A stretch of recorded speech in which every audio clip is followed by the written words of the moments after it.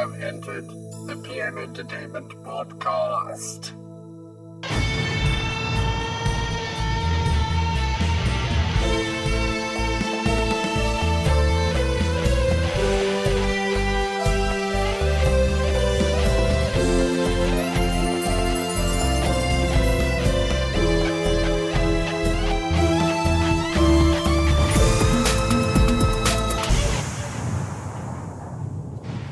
Hello, and so here it is. Not just one, but two podcast episodes that seem like they were decades in the making.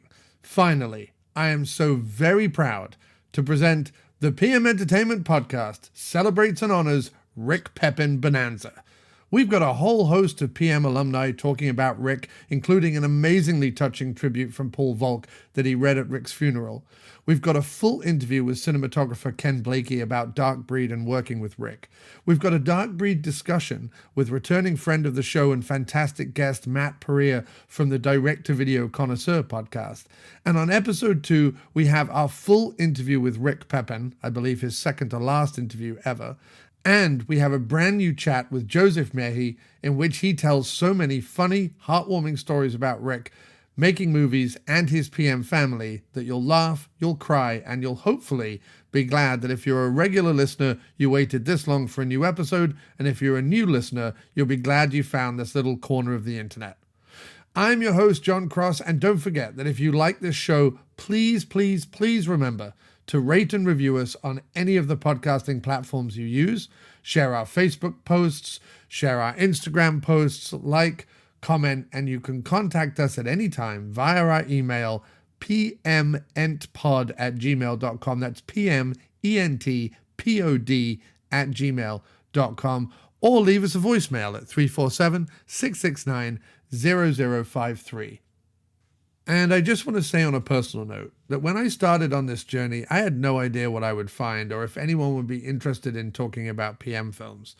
And now, just 7 months and 16 episodes in, I've had the immense privilege and honor to talk to all sorts of people from the PM world, both in front of and behind the camera, and each of them have confirmed what I always hoped while watching the movies. That it was a fun, scrappy, unpretentious, wonderfully insane, beautifully collaborative, incredibly encouraging, and all in all, a splendidly human place to make movies. That's my kind of place. I could have started the show and realized very quickly that they were all a bunch of bastards and I'd made a terrible mistake. Whereas, actually, it feels incredibly good to be talking about and supporting the PM legacy. I only ever got to talk to Rick once, and as I was editing the interview, I sat there wishing I could talk to him again now with all that I've learned about PM. We did our interview in January, and I feel I know so much more now and would have had much better questions. But that we got to talk at all will always mean the absolute world to me.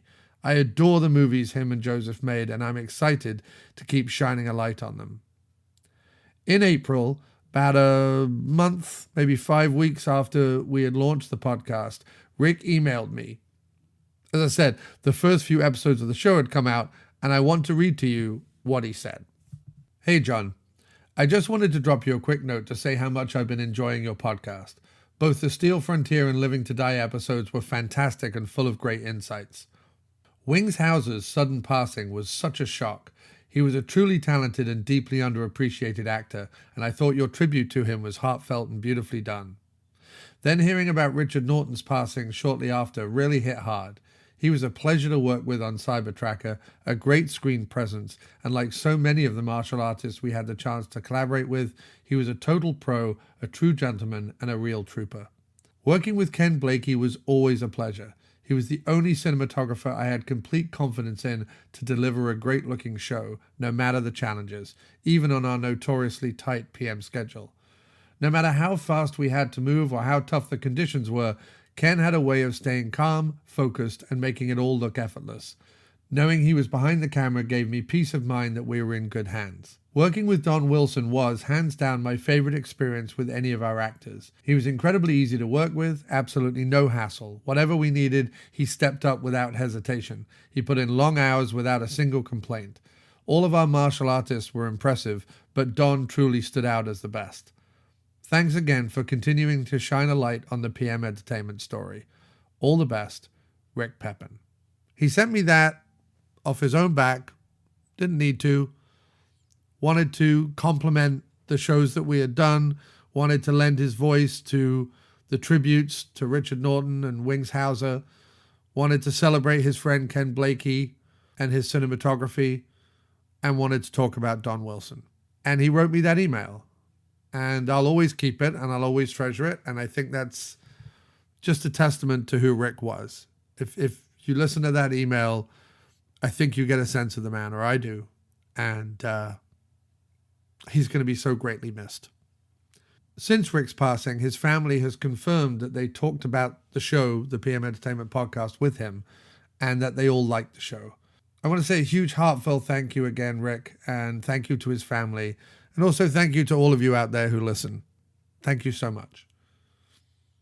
So, let's get the show on the road by getting to our guest, Matt Pereira, and let's talk some Dark Breed. From 1996, it was directed by the late, very great Richard Pepin. We are covering it because, obviously, this is our Richard Pepin memorial celebration of life episode.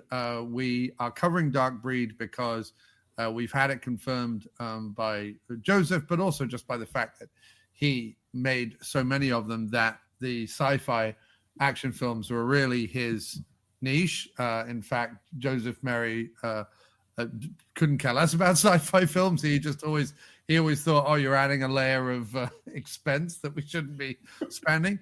But Pepin loved sci-fi and always wanted to make sci-fi films. So I love that we're covering a sci-fi film. Obviously, very tragic news about Richard Pepin. I wrote my comments on Facebook when we found out, but it still hurts a lot, still hits very hard. I didn't expect that as we were going into this show that we would be having Wings Hauser, Michael Madsen, Rick Pepin, and others pass so soon into doing the show. I think PM and its legacy has suffered a real loss lately. So I think it's even more important that we continue to shine a light on these films, to find out from his family directly that Richard loved the show, and it even made him think about his own legacy and understood that there were people out there who really loved these movies.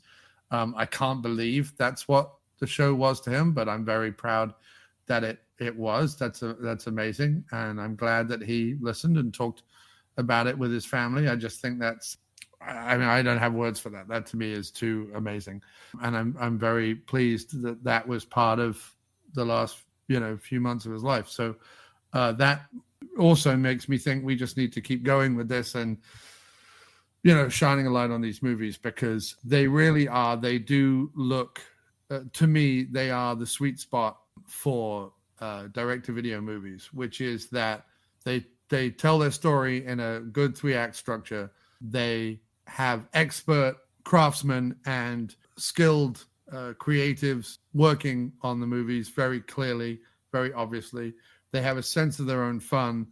They put action on the screen better than any company's ever put action on the screen.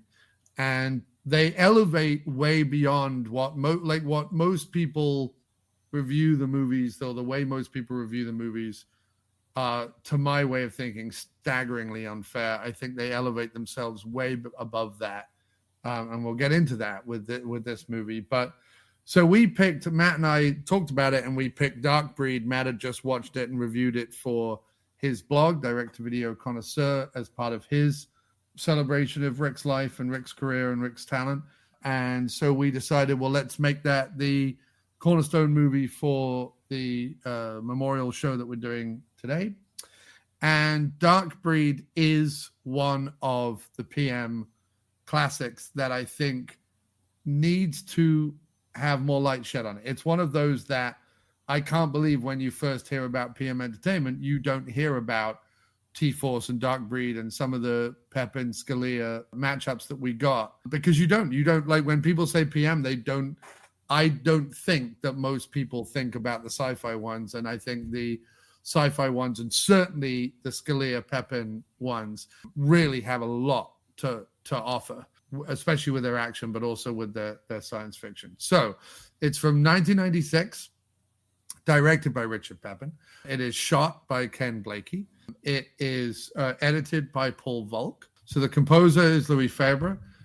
We've got Cole S. McKay and his team doing the stunts.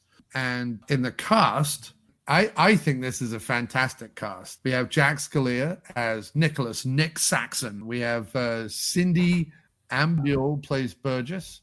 Jonathan Banks of Breaking Bad fame, but of course I know him from Last Man Standing as Wincott's partner, and also as the second henchman in Beverly Hills Cop. Right.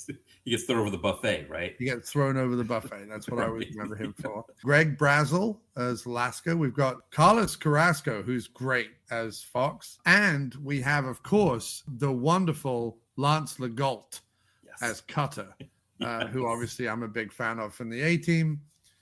And to round it all out, one of his larger movie roles, and in fact ties the film together in its own weird way, George Buck Flower gets his time to shine in this.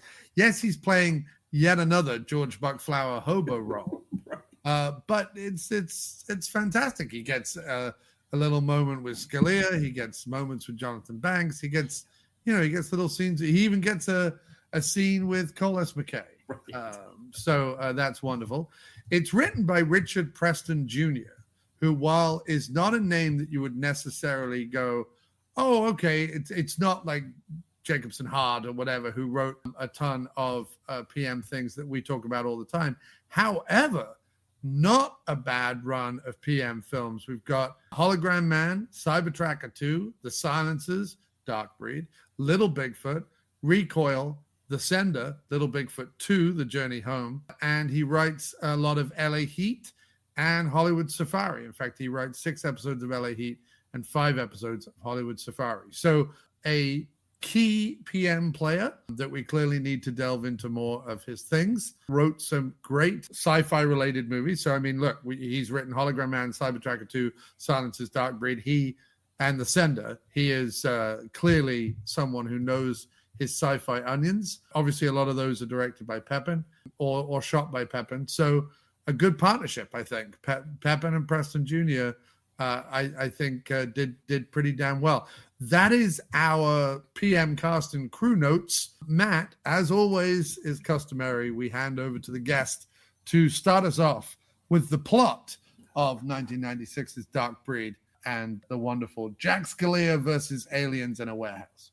Yeah, so the movie, we start off with a plane crashing as a young couple are making out in a car, and not a plane, a space, a space shuttle. And when it crashes, of course, the government comes in and cordons off the area. They call in Jack Scalia, who was a former astronaut, also a former war hero, so kind of can do both things. And we find out as well that his wife was one of the Scalia astronauts. is just a former everything. He's we need Scalia to be this guy. Fine, he's a former. Yeah, exactly. He's handy with a rocket launcher. Just happens to be. I mean, I don't know if in the Navy they teach you to use a rocket, or Air Force or whatever it is, but he was handy with that rocket launcher as well. How many rocket launches in this movie? We'll have to count that out. Anyway, keep going. Exactly. But yeah, so the government is a little shady about what's happening, but they say they want him to round up these astronauts, bring them in, but they realize that that's not so easy, that these astronauts have super strength. There's something up with them. They seem to maybe have their brains taken over. As we discover, they've been infected by aliens that plan to take over the planet. And but the one fly in the ointment beyond Jack Scalia is that his ex-wife has been infected by a good alien who wants to stop these guys. So now it's this deal where Scalia is both trying to fight the government who want to catch these guys and experiment on them and all that, and the guys themselves that want to kill everybody. And so it's a question of, can Scalia save the planet? That's essentially what he's trying to do here with the help of this benevolent alien that's inhabiting his ex-wife. Basically, it's how many, what a bevy of women can we get to hang around Scalia. At one point in a scene in the motel, there are 3 beautiful women in the hotel with Scalia, and technically one of the women is 2 women, because the alien that has possessed her is also a female alien. So I don't know if all watchers, because she describes herself as a watcher, in the diner. She says, I'm a Watcher alien. The others are dark breed aliens. But I don't know if all Watchers are women, but this one is who's possessed his estranged wife. I don't think they're fully divorced. That's right. That's a good point. Yeah. But yeah, he refers to her once as his ex. And there's a great line in it where Scalia gets, and one of the few probably moments of like Scalia levity in the movie, because it is a pretty serious, it does play it very straight, the movie. But in one of the things, he's like, I'm not going to argue against two women. Arguing with one is bad enough. I'm not going to argue against two women because I'm not going to win, is what he says. It's the PM Entertainment Bullet Points.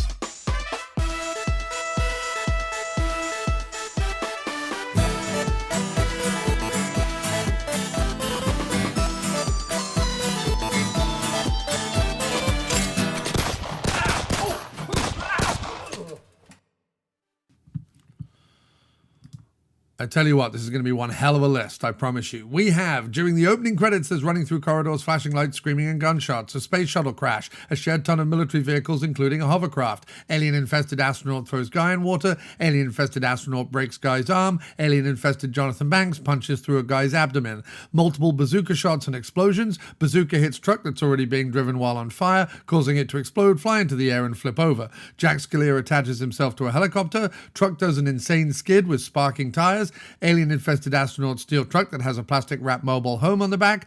Alien-infested astronaut beats up a cop, snaps his neck, and throws him on the hood of a car. Car is forced off the road into those big water-filled yellow bins. Jack Scalia has a helicopter fly over truck. He detaches and lands on the roof of the mobile home. Fist fight in the mobile home. Jack Scalia is thrown through walls and windows. Jack Scalia is dangled off the back of the mobile home. Jack Scalia hangs from the mobile home truck, feet scraping along the highway. Jack Scalia is dragged behind the truck and then rolls off, all during a highway car chase.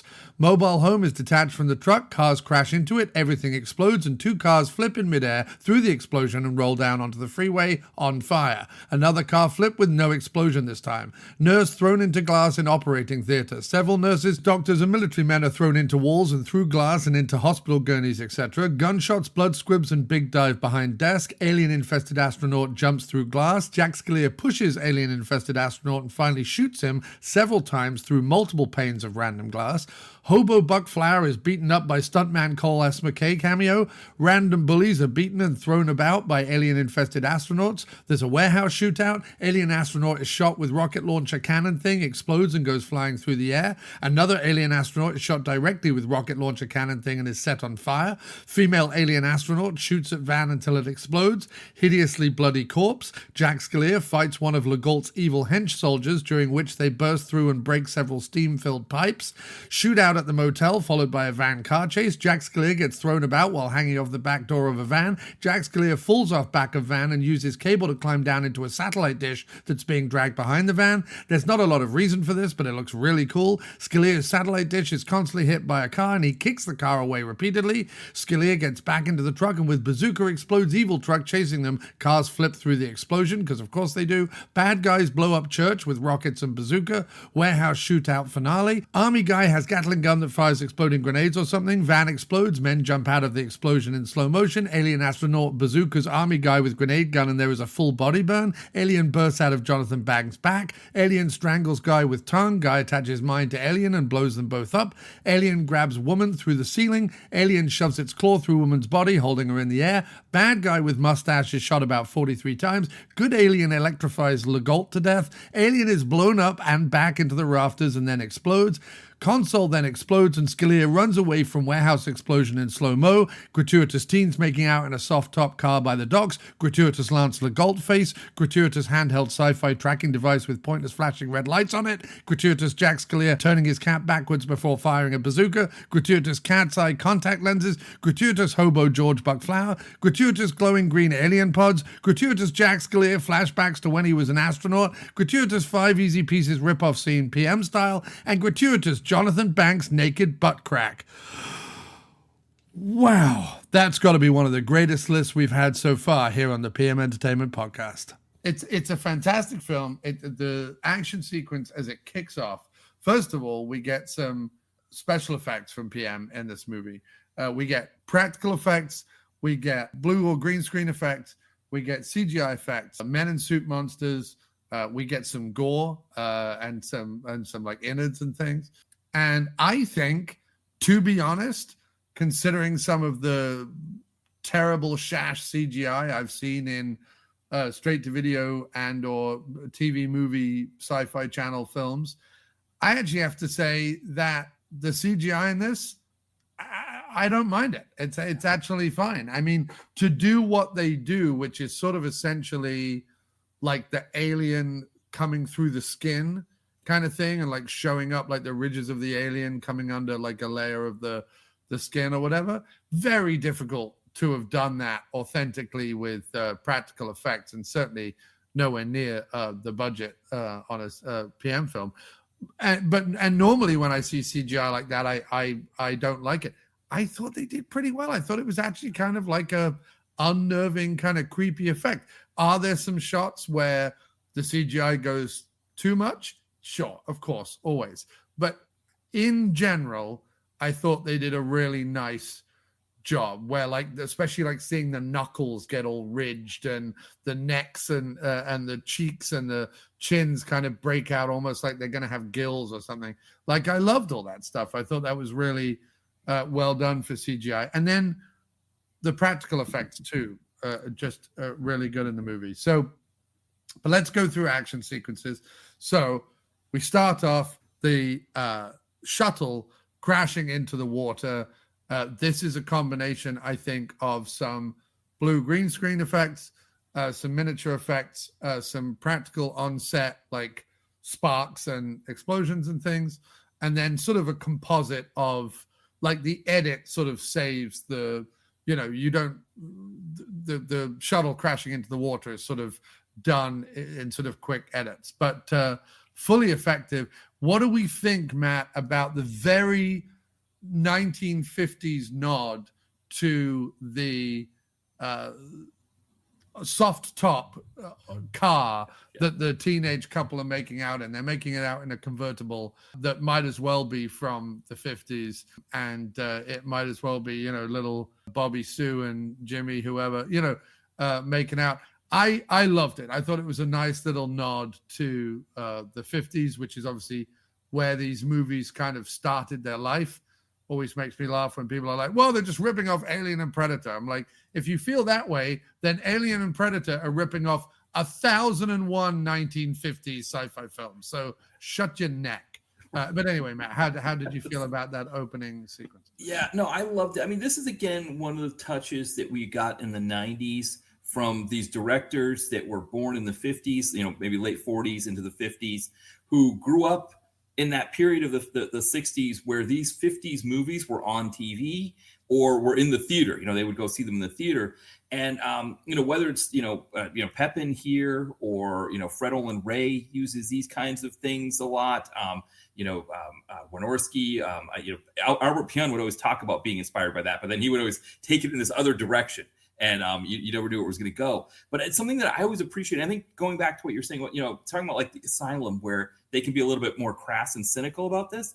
It's almost like they're just trying to just bite on that thing too much without really bringing much to it. And I remember reading one of my reviews on a Fred Olen Ray movie. I think it was Stranded or Dark Rise or something like that, where I was like saying how it didn't have the charm of the 50s movie. It's just, you know, you make the 50s movie in the 2000s, it doesn't have the charm. Now that I'm a little bit older, I appreciate this more. And so I think, you know, I wonder if I had seen this in 2007 when I was starting my blog, if I would have been like, it's just a Predator ripoff, and didn't really, you know, appreciate these kinds of moments that now in my 40s, you know, I do appreciate when directors put these little nods to the movies that they grew up with in their films. And it was a great way to start the movie. It was a great way to get us involved with what's happening here. Right. And another great movie from the mid to late 80s that I think now gets its due way more than it did when it first came out, Night of the Creeps, which also has the underscored flashbacks and nods and things to 50s movies, as well as obviously having tons of references to 70s and 80s horror, because all the characters are named after famous directors of the era, the sort of masters of horror. Carpenter and Raimi and Wes Craven and people like that. But I love that about Night of the Creeps. And in fact, I've revisited Night of the Creeps a couple of times in the last few years, and it every time I watch it, it becomes more and more a favorite, just because I think, as you say, as you get older, you get more and more of the references, you get more and more of the atmosphere they're trying to create, but you also get more and more of the humor, you know what I mean? And there is something about, I think I read a review of Dark Breed that sort of said that it was very serious, and it does. I mean, they play it straight. They're not playing it for comedy, but having a couple of sequences in here which are fairly unique to PM, which is like that opening sequence where instead of it just being an all out and out action sequence, it is a little bit of a slow build. You've got the couple making out. In fact, it starts off with just the sort of blurred focus imagery of the water just shimmering away, which of course is something that I always talk about in my Blu-ray reviews on YouTube, is just how much Ken Blakey and Richard Pepin's cinematography, especially those kind of bokeh lighting, blurred lighting behind people. I always talk about that because watching them again on Blu-ray, you just see this incredible richness to these movies that I think people were missing on VHS. But this movie literally starts deep in the blurred background of a Ken Blakey shot, and then slowly pans out to reveal again this whole opening sequence, beautifully shot. Ken Blakey is best at night. Whenever you watch the Blu-ray, especially where the night shots just pop like gangbusters. I mean, this whole opening sequence is absolutely fantastic. But I love all that. I love all the 50s stuff. I love that they bring back some doo-wop music back later on in the movie, and I want to talk about that as well because it's written specifically for the film. It's not a found piece of music, and I want to talk about that because I want to say that I really wish they'd done that more often. I wish they'd scored some action sequences with some. It didn't even have to be real music. It could be, music that sounds like, a 50s doo-wop song, a music that sounds like an 80s hair metal song. Like, I don't care. Like, just score it with some more songs. It becomes more pricey, of course, but it is what it is.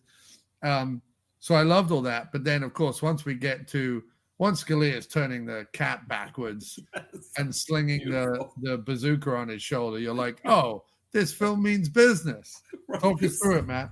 Yeah, Sergeant, hand me that weapon. So yeah. What happens is we find out our aliens are bad, and they're killing soldiers. Jonathan Banks punches right through a guy, and he gets into a van. He pulls a guy out of a van. He starts driving, and so of course, in classic PM style, how do you stop a van from charging at you? You try to shoot it with a rocket launcher. And so this guy is blowing up like there's explosions around the van, but not actually hitting the van. So Scalia just walks over and just says, Sergeant, hand me that weapon. And, of course, he says a little more urgency than I do it there. But he's like, Sergeant, hand me that weapon. He takes the rocket launcher, turns his hat backwards, which beautiful. I said it's the only exception to somebody over 40 wearing their hat backwards, right? Right. For the most part, you've got to, if you're over 40, you have the brim forward. But he finds the one exception. And he blows the van up. And of course, because, Jonathan Banks is an alien, he can escape unscathed. But, it's classic PM in the sense that we start with what is a more traditional sci-fi movie.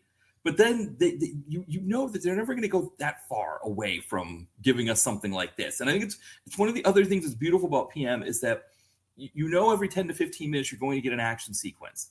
And so that you're going to get something like this soon after. And I mean, of course, this is just the beginning because then we get this huge car chase after it with modular home and all of that, which is beautiful too.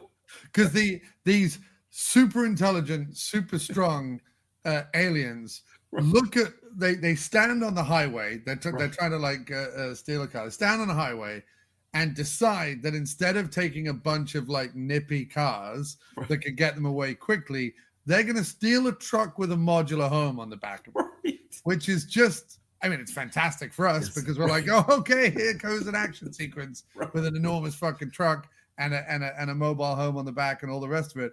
But practically speaking, it's the least efficient getaway vehicle of all time. Right. I mean, can you see Cole S. McKay like being stuck in traffic on the 405 or whatever highways they have out in LA, and he sees one of those that's like taking up 2 lanes, and he's thinking to himself like, God, that thing's just taking up too much room. And then he starts getting this crazy Grinchy idea. That movie I'm about to do stunts on, that Dark Breed, I got an idea here for this. This is a great, and then, he's like thinking about, well, are Joseph and Richard, are they going to go for this? Joseph and Rick, are they going to go for it? But because that's the thing I think with this movie is a lot of these action sequences, you almost can see where Cole McKay's envisioning them, where he's coming up with them. And I almost feel like Cole is, this is a slightly later one. It's 96. So we've had a couple of the more well-known popular ones have come out before, and PM has established its stunt formula now. But I also feel like this is one where Cole S. McKay really takes his stuff to the next level. I mean, there is a shot in here. It's later on. It's when they blow the van up on the bridge. Yeah. But there is a shot, and Spiro talked about this in the interview we did about like camera placement.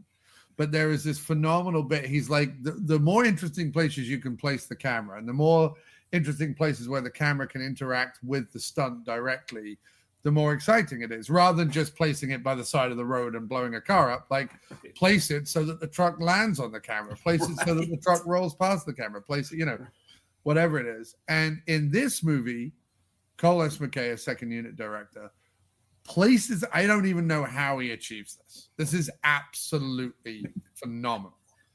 He places the camera in such a way that when they blow that van up and the van flips up in the air, it lands on its roof, slides, and it's like splitting apart. It's all blown apart. And both halves of it like slide directly into the camera. So it looks like the camera goes through the van, and then I don't know how he did it, but that is next level planning. I mean, it's phenomenal. Right. I mean, the thing is, we were talking about some of the bad reviews in this movie, and we were talking about how, like, hey, they did a great job with the CGI and the practical effects and all of that. For my mind, if they had done a crummy job on all of that, right? If they was just a guy in an obviously rubber suit and, the CGI just looked horrible. If they had done all that bad, these action sequences paired with, the performances of guys like Scalia and Banks would have been enough to make this beyond just a Predator ripoff, Yeah. But then you get the fact that they do a good job on those things. That just makes this another level. Right. And that's a great point. Scalia is a joy in PM films. Right. Now, this is not the swaggering, relaxed Scalia of T-Force, which by far my favorite Scalia is him in T-Force. It's just fucking unbelievably cool.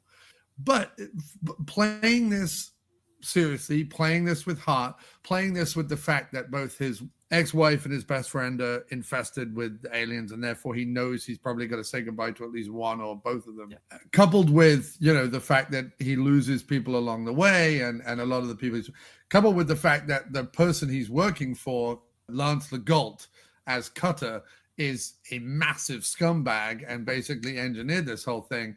Scalia is juggling a lot in the movie, and he handles it absolutely easily and breathlessly. Not to mention, in that warehouse shootout, that silhouette of him going through the like smoky, yellow lit warehouse with the rifle.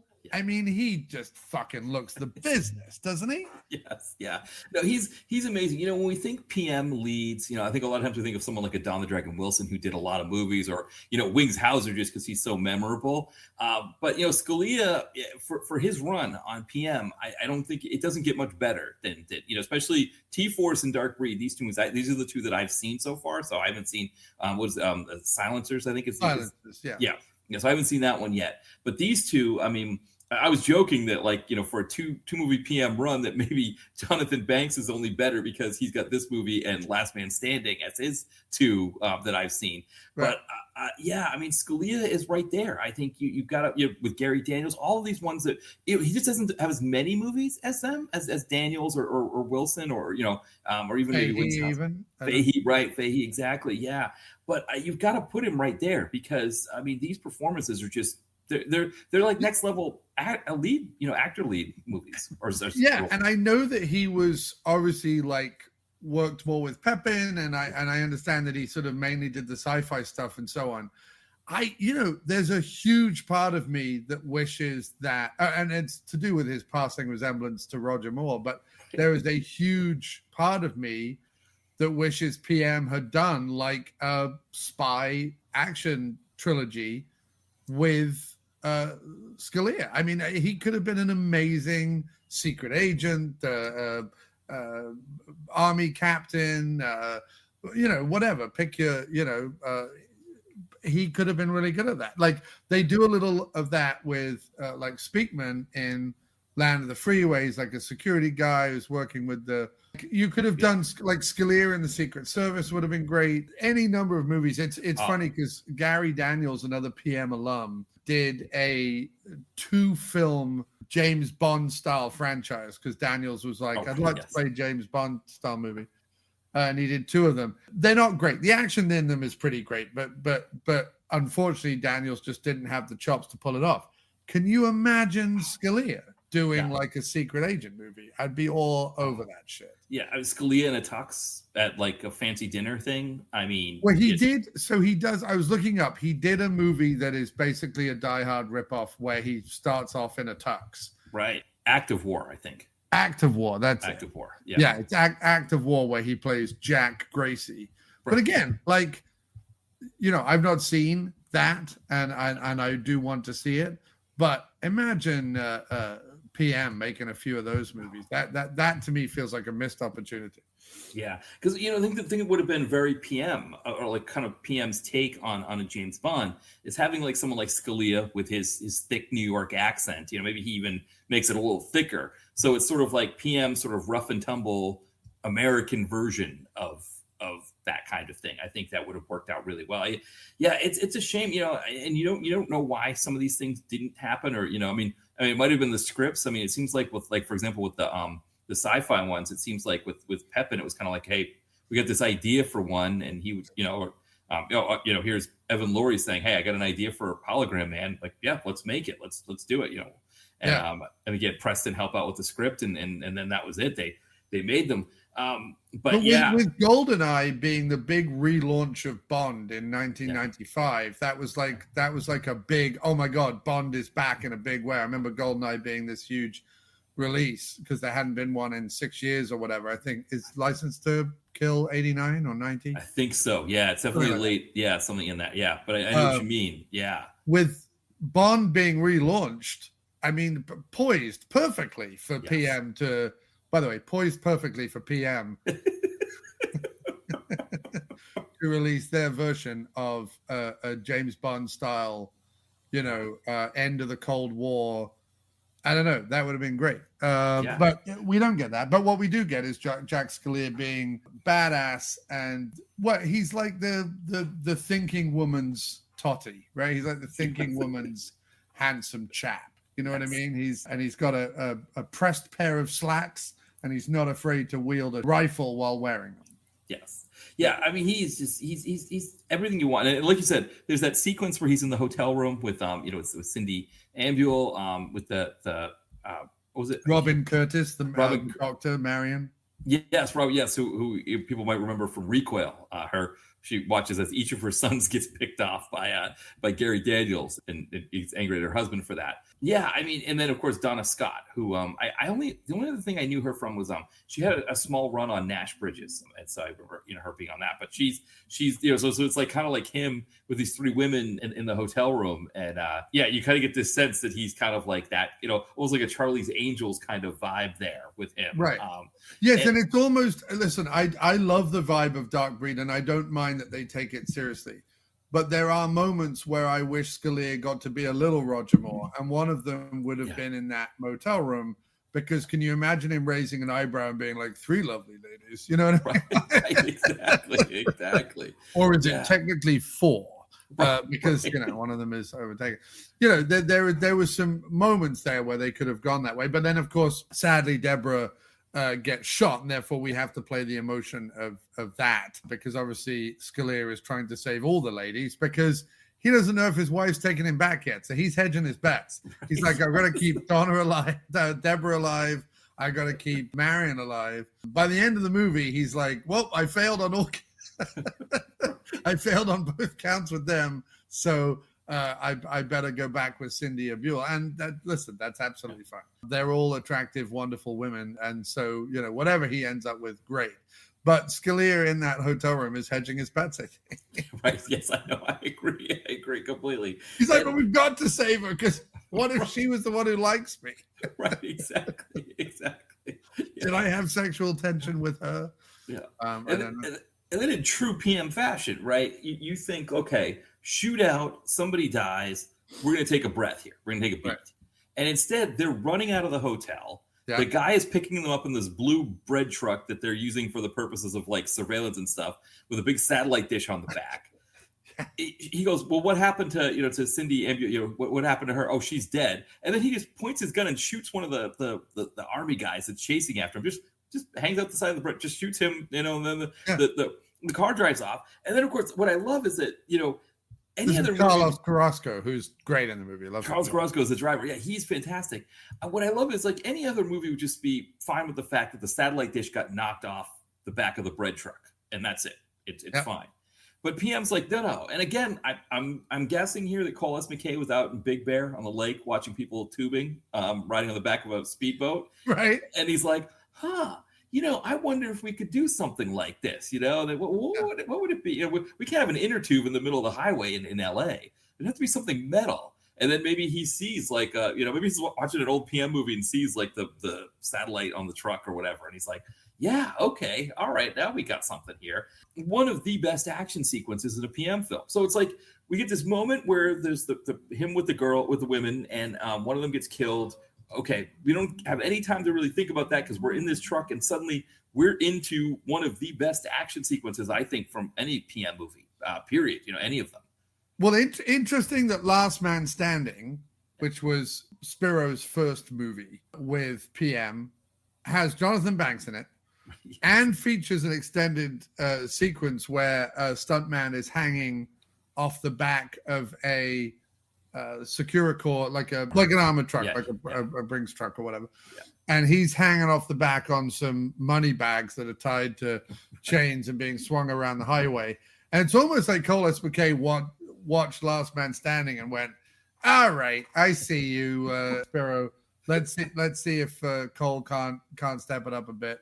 And he was like, this is fine. We'll have the satellite dish come off the back. We'd already had him hanging off the back of a mobile home at the beginning, of a prefab home, whatever you call them, off the truck at the beginning. So let's have him dragged behind a van on a satellite dish.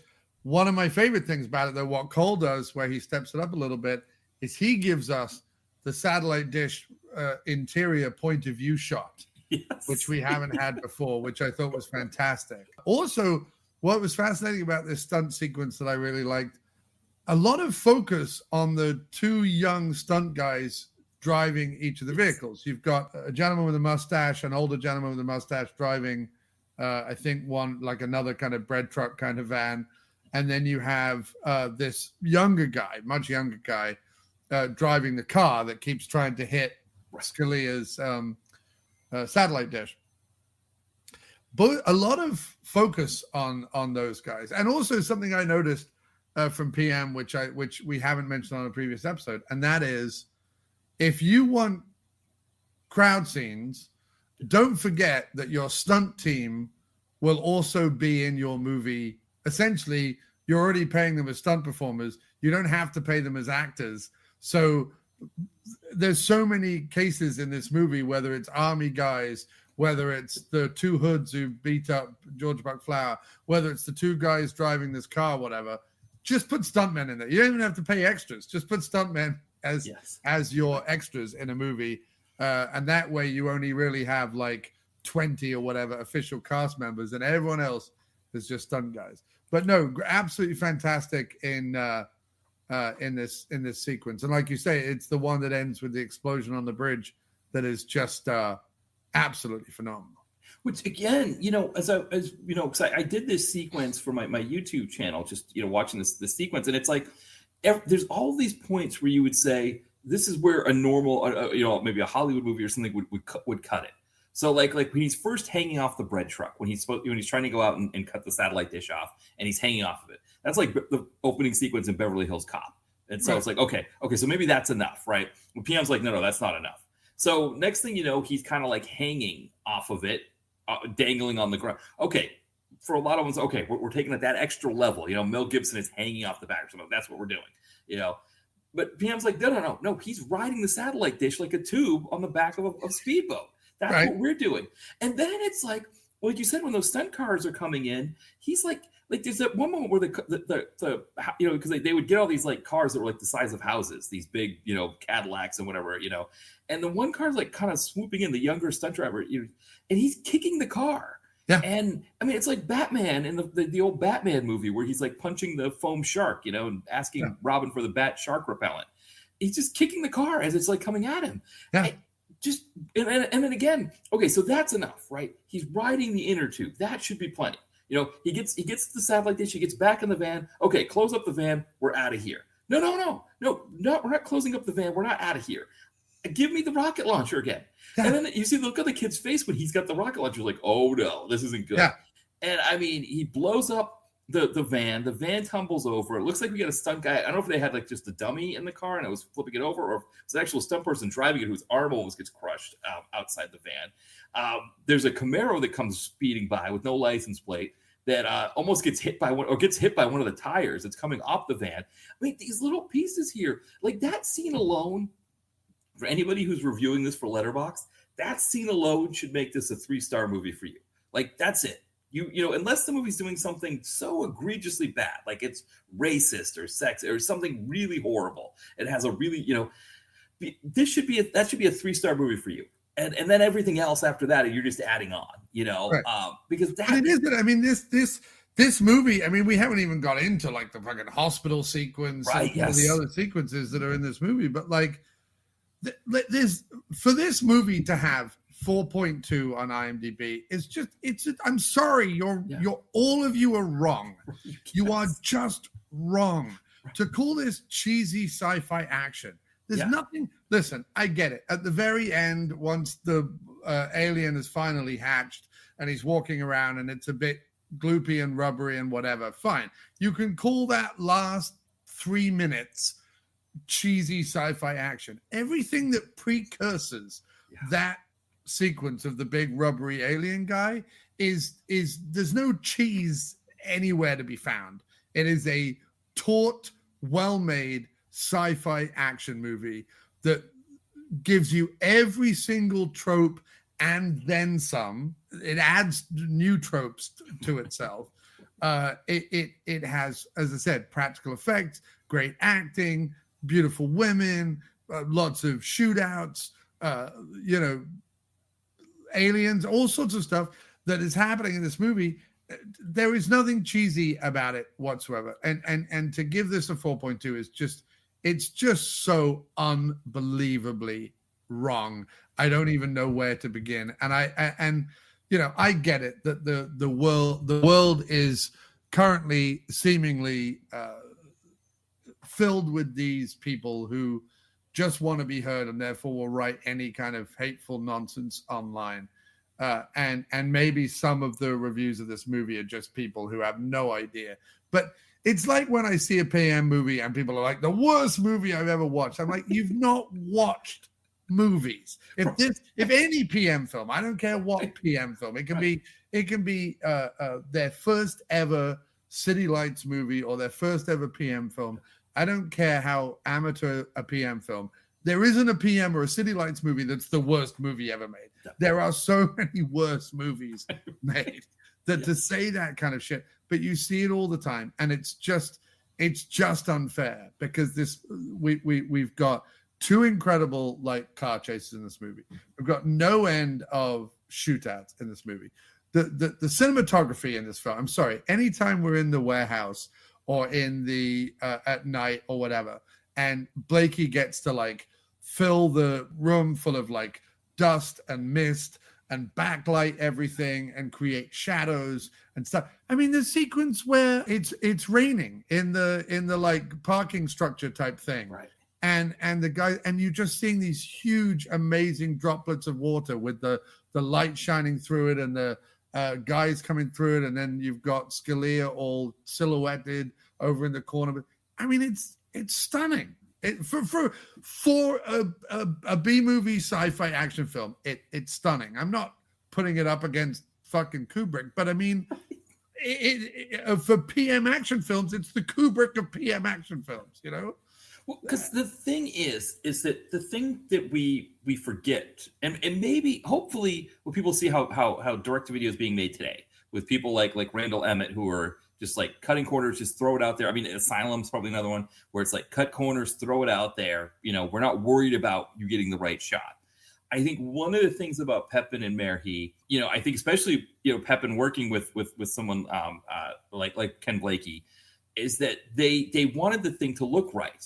I think they loved the art of making movies, and they loved the fact that they were making money in the art of making movies. And yes, they compromised in the sense of, we're going to have these big action pieces in this, you know. And I don't know if you know, if Pepin had his druthers, if Dark Breed would be more of just a sci-fi film, but he knew you needed the action, because, you know, if I'm tuning into the middle of Dark Breed on HBO, and, you know, what's going to hook me in? Well, it's going to be the hospital shootout. It's going to be, you know, Scalia turning his hat backwards and blowing up you know, those are the things that are going to keep me watching it.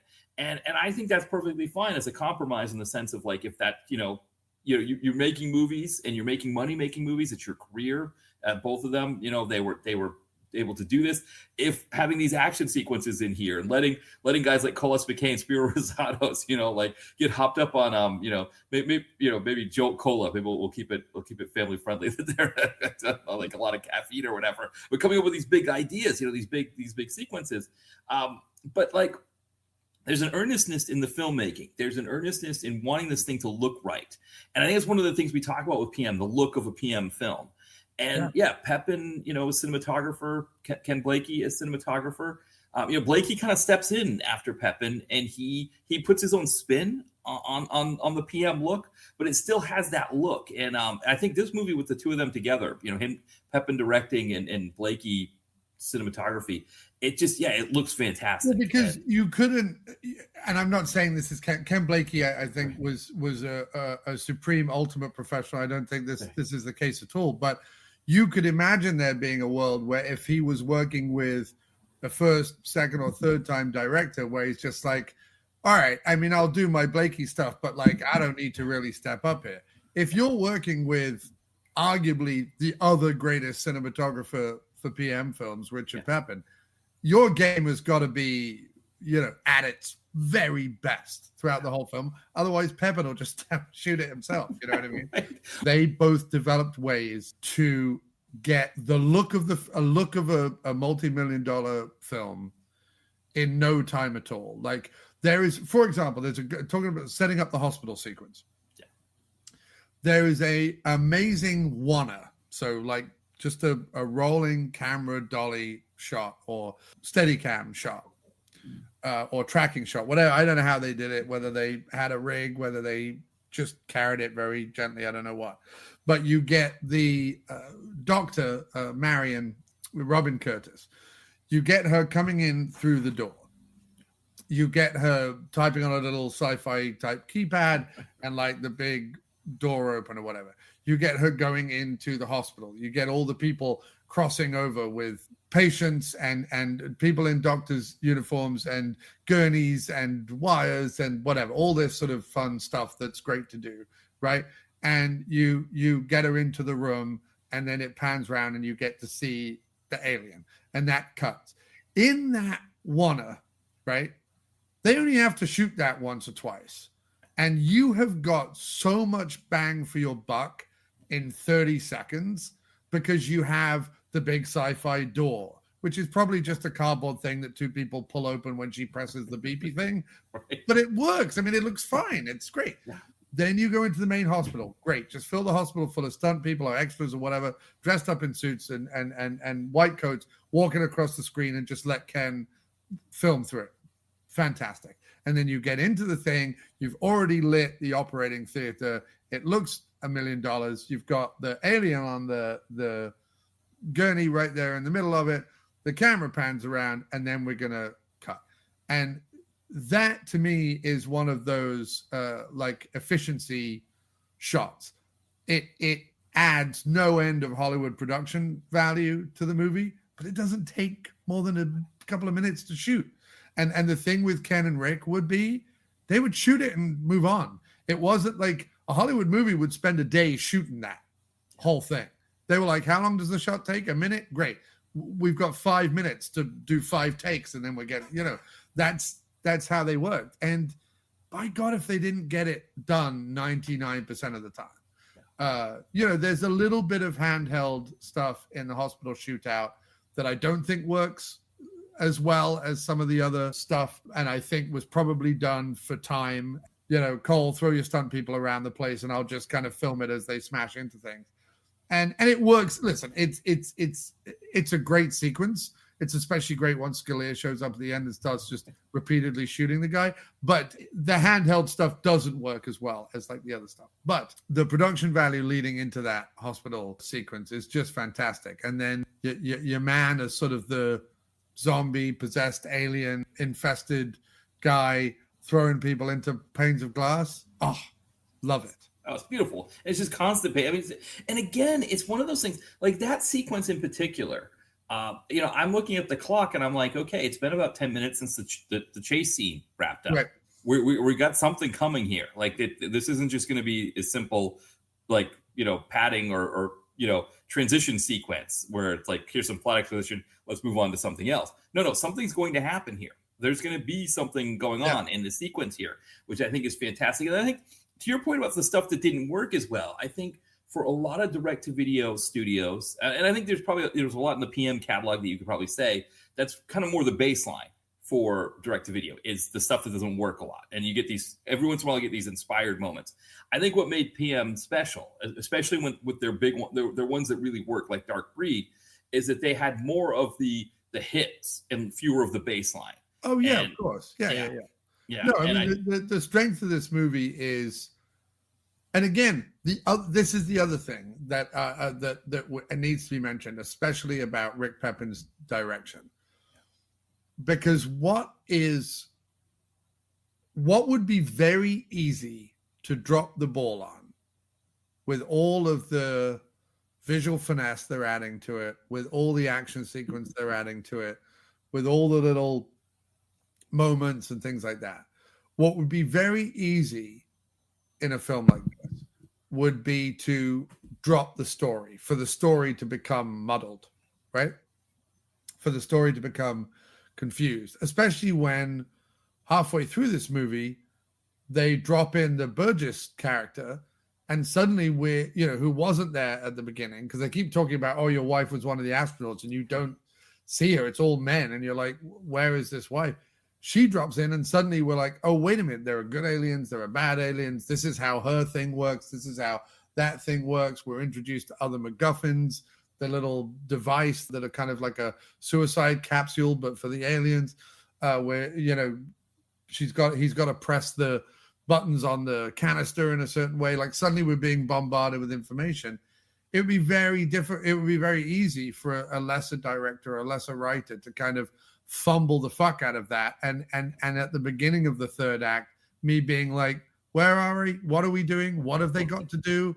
I know they've got to kill the aliens, but how are they doing that again? Like, it would be very easy to get to that point. And there are plenty of B-movie actioners that I even enjoy, that I get to that point at the end of the second act and I'm like, wait, what?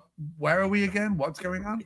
So the fact that you are constantly bombarded by action sequences, they're constantly introducing kind of new emotional things, that Ken Blakey is knocking it out of the park with the cinematography. They're pausing for amazing ideas like Jonathan Banks having while possessed by the alien, but Jonathan Banks having a flashback to this like 50s doo-wop song filmed from like a beautiful like top corner shot down onto the thing, and crane coming down and moving into Banks and stuff like that. They're adding all this stuff that is it's artistry. It doesn't need to be in the movie. Any other film wouldn't bother to have it. But here they are having it, and you just kind of go, the fact that Pepin keeps the story, keeps all the characters in check, you know where you are, you know why they are doing what they're doing, etc., etc. It's so good and underrated. It's underrated because I don't think people realize how difficult it is to keep all those plates spinning in the air. You've got everything that's going on with Lance the Gault. Like Lance the Gault's trying to get Jack Scalia, but he's also trying to get his samples of the aliens. The aliens are having this thing where half the time they're evil aliens and half the time they're these poor host people who are so emotionally bereft because they know they're not going to see their wives and children again and all this sort of stuff. You've got Scalia is after the aliens, and then he finds out that his wife is a good alien and she's coming. Like, there's a lot of different things going on. I always knew where we were and what we were doing. Yeah. And I think that is a big testament to Rick's just assured direction at this point. Yeah, I mean, I think the one thing that was a little bit off was the fact that, like, the wife, we just get a mention of her, and then we meet these other, Robin Curtis and Cindy Ambule's characters more, and then they kind of disappeared. Suddenly it's the wife that, it's sort of, that felt a little bit off because she comes in the middle like that. But again, that's such a small thing. I think, like you said, the fact that they kept everything else moving, I think that introduction of the good aliens also was a thing that kind of worked to make the plot work kind of a little bit better in a 90-minute format, because having the good alien there to help, they were able to explain things that would have taken, another 45 minutes of movie for them to figure out on their own. So, I like that as well. I mean, to your point about the story piece of it and, not always nailing all those parts. I mean, I think of a movie like Riot, which I really love Riot. But I mean, that sequence with Gary Daniels and the two kids where the one puts the pizza in the oven and starts the fire, and then they're eating Chinese food in the next scene. Like what was any of that, right? Like it didn't do anything in the movie. It didn't have any part in the movie. It didn't, the next thing Daniel's at a bar with Sugar Ray Leonard, and they're fighting beating up a bunch of white supremacists who were mad they couldn't play softball that day. Yeah. I mean, but it's like white supremacist softball players in Los Angeles is exactly my favorite. Yeah. Which the funny thing is that we're talking about a movie, where alien people are infected or inhabited by aliens, and these aliens want to take over the planet. And in a way, that story makes a little bit more sense than some of the stuff that happens in a movie like Riot. And Riot is more like strictly about the action pieces. I think part of the reason why this one, is one that I think I have this one higher than Riot on my all-time list. Actually, yeah. No, I don't. I have them right next to each other. But I think the fact that this thing does have, there's elements to this that, like you said, that are a higher quality than they needed to be, right? This thing, they could have gotten away with this not being as good as it was, but the fact that they made it as good as they did just makes it a special movie, for the PM catalog. So continuing the thread of random scenes with PM involving food. And let's not forget that in Last Man Standing, for no reason whatsoever, Jonathan Banks' mother is putting mushrooms on his breakfast cereal. Right. In this movie, when they get to the diner, they want to have a sequence where, because Cindy Ambule is his wife, right? It's Donna Scott is the wife. Cindy Ambule is the one who dies in the hotel. Oh shoot, I've been saying that wrong then. I've been saying that wrong. Shit. Okay, I got that wrong. Sorry. I don't think we've said it that many times. I don't think it's come up much. Okay. Yeah. So his wife, played by Donna Scott, is in a diner, and for people who don't know, there is and in fact, I only know, well, I know because I like 70s Jack Nicholson movies, but I also did for my old website, aftermoviediner.com, I did 10 best diners in a movie.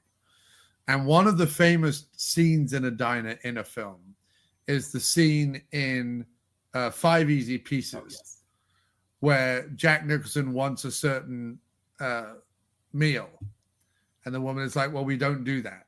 And he's like, right, but you do toast and you do this and you do that, and he basically is like, bring me all of that, but bring me it with none of the but hold the lettuce, hold the chicken, hold the whatever. Just bring me the toast. Whatever I forget exactly what the dinner order is, but there is a sequence in 5 Easy Pieces where he wants something very simple. The woman is like, we don't do that. And he's like, right, but you have chicken and you have toast and you have this and you have whatever. You're a diner, you have all this stuff. Well, bring me all of that, but just hold the lettuce, the tomato, the whatever. And he goes through this long list. There's this famous scene where he like pisses off the waitress and she gets all weird with him.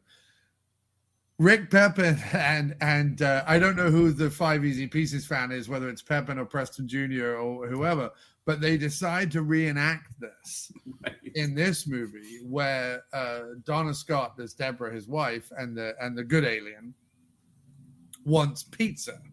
Yeah. And initially the waitress is like, well, we don't do pizza for breakfast. She's like, right, but you have a pizza out the back, don't you? And she's like, madam, we're not doing you a pizza. Right. She's like, this is a 24-hour menu. This goes back and forth for quite some time.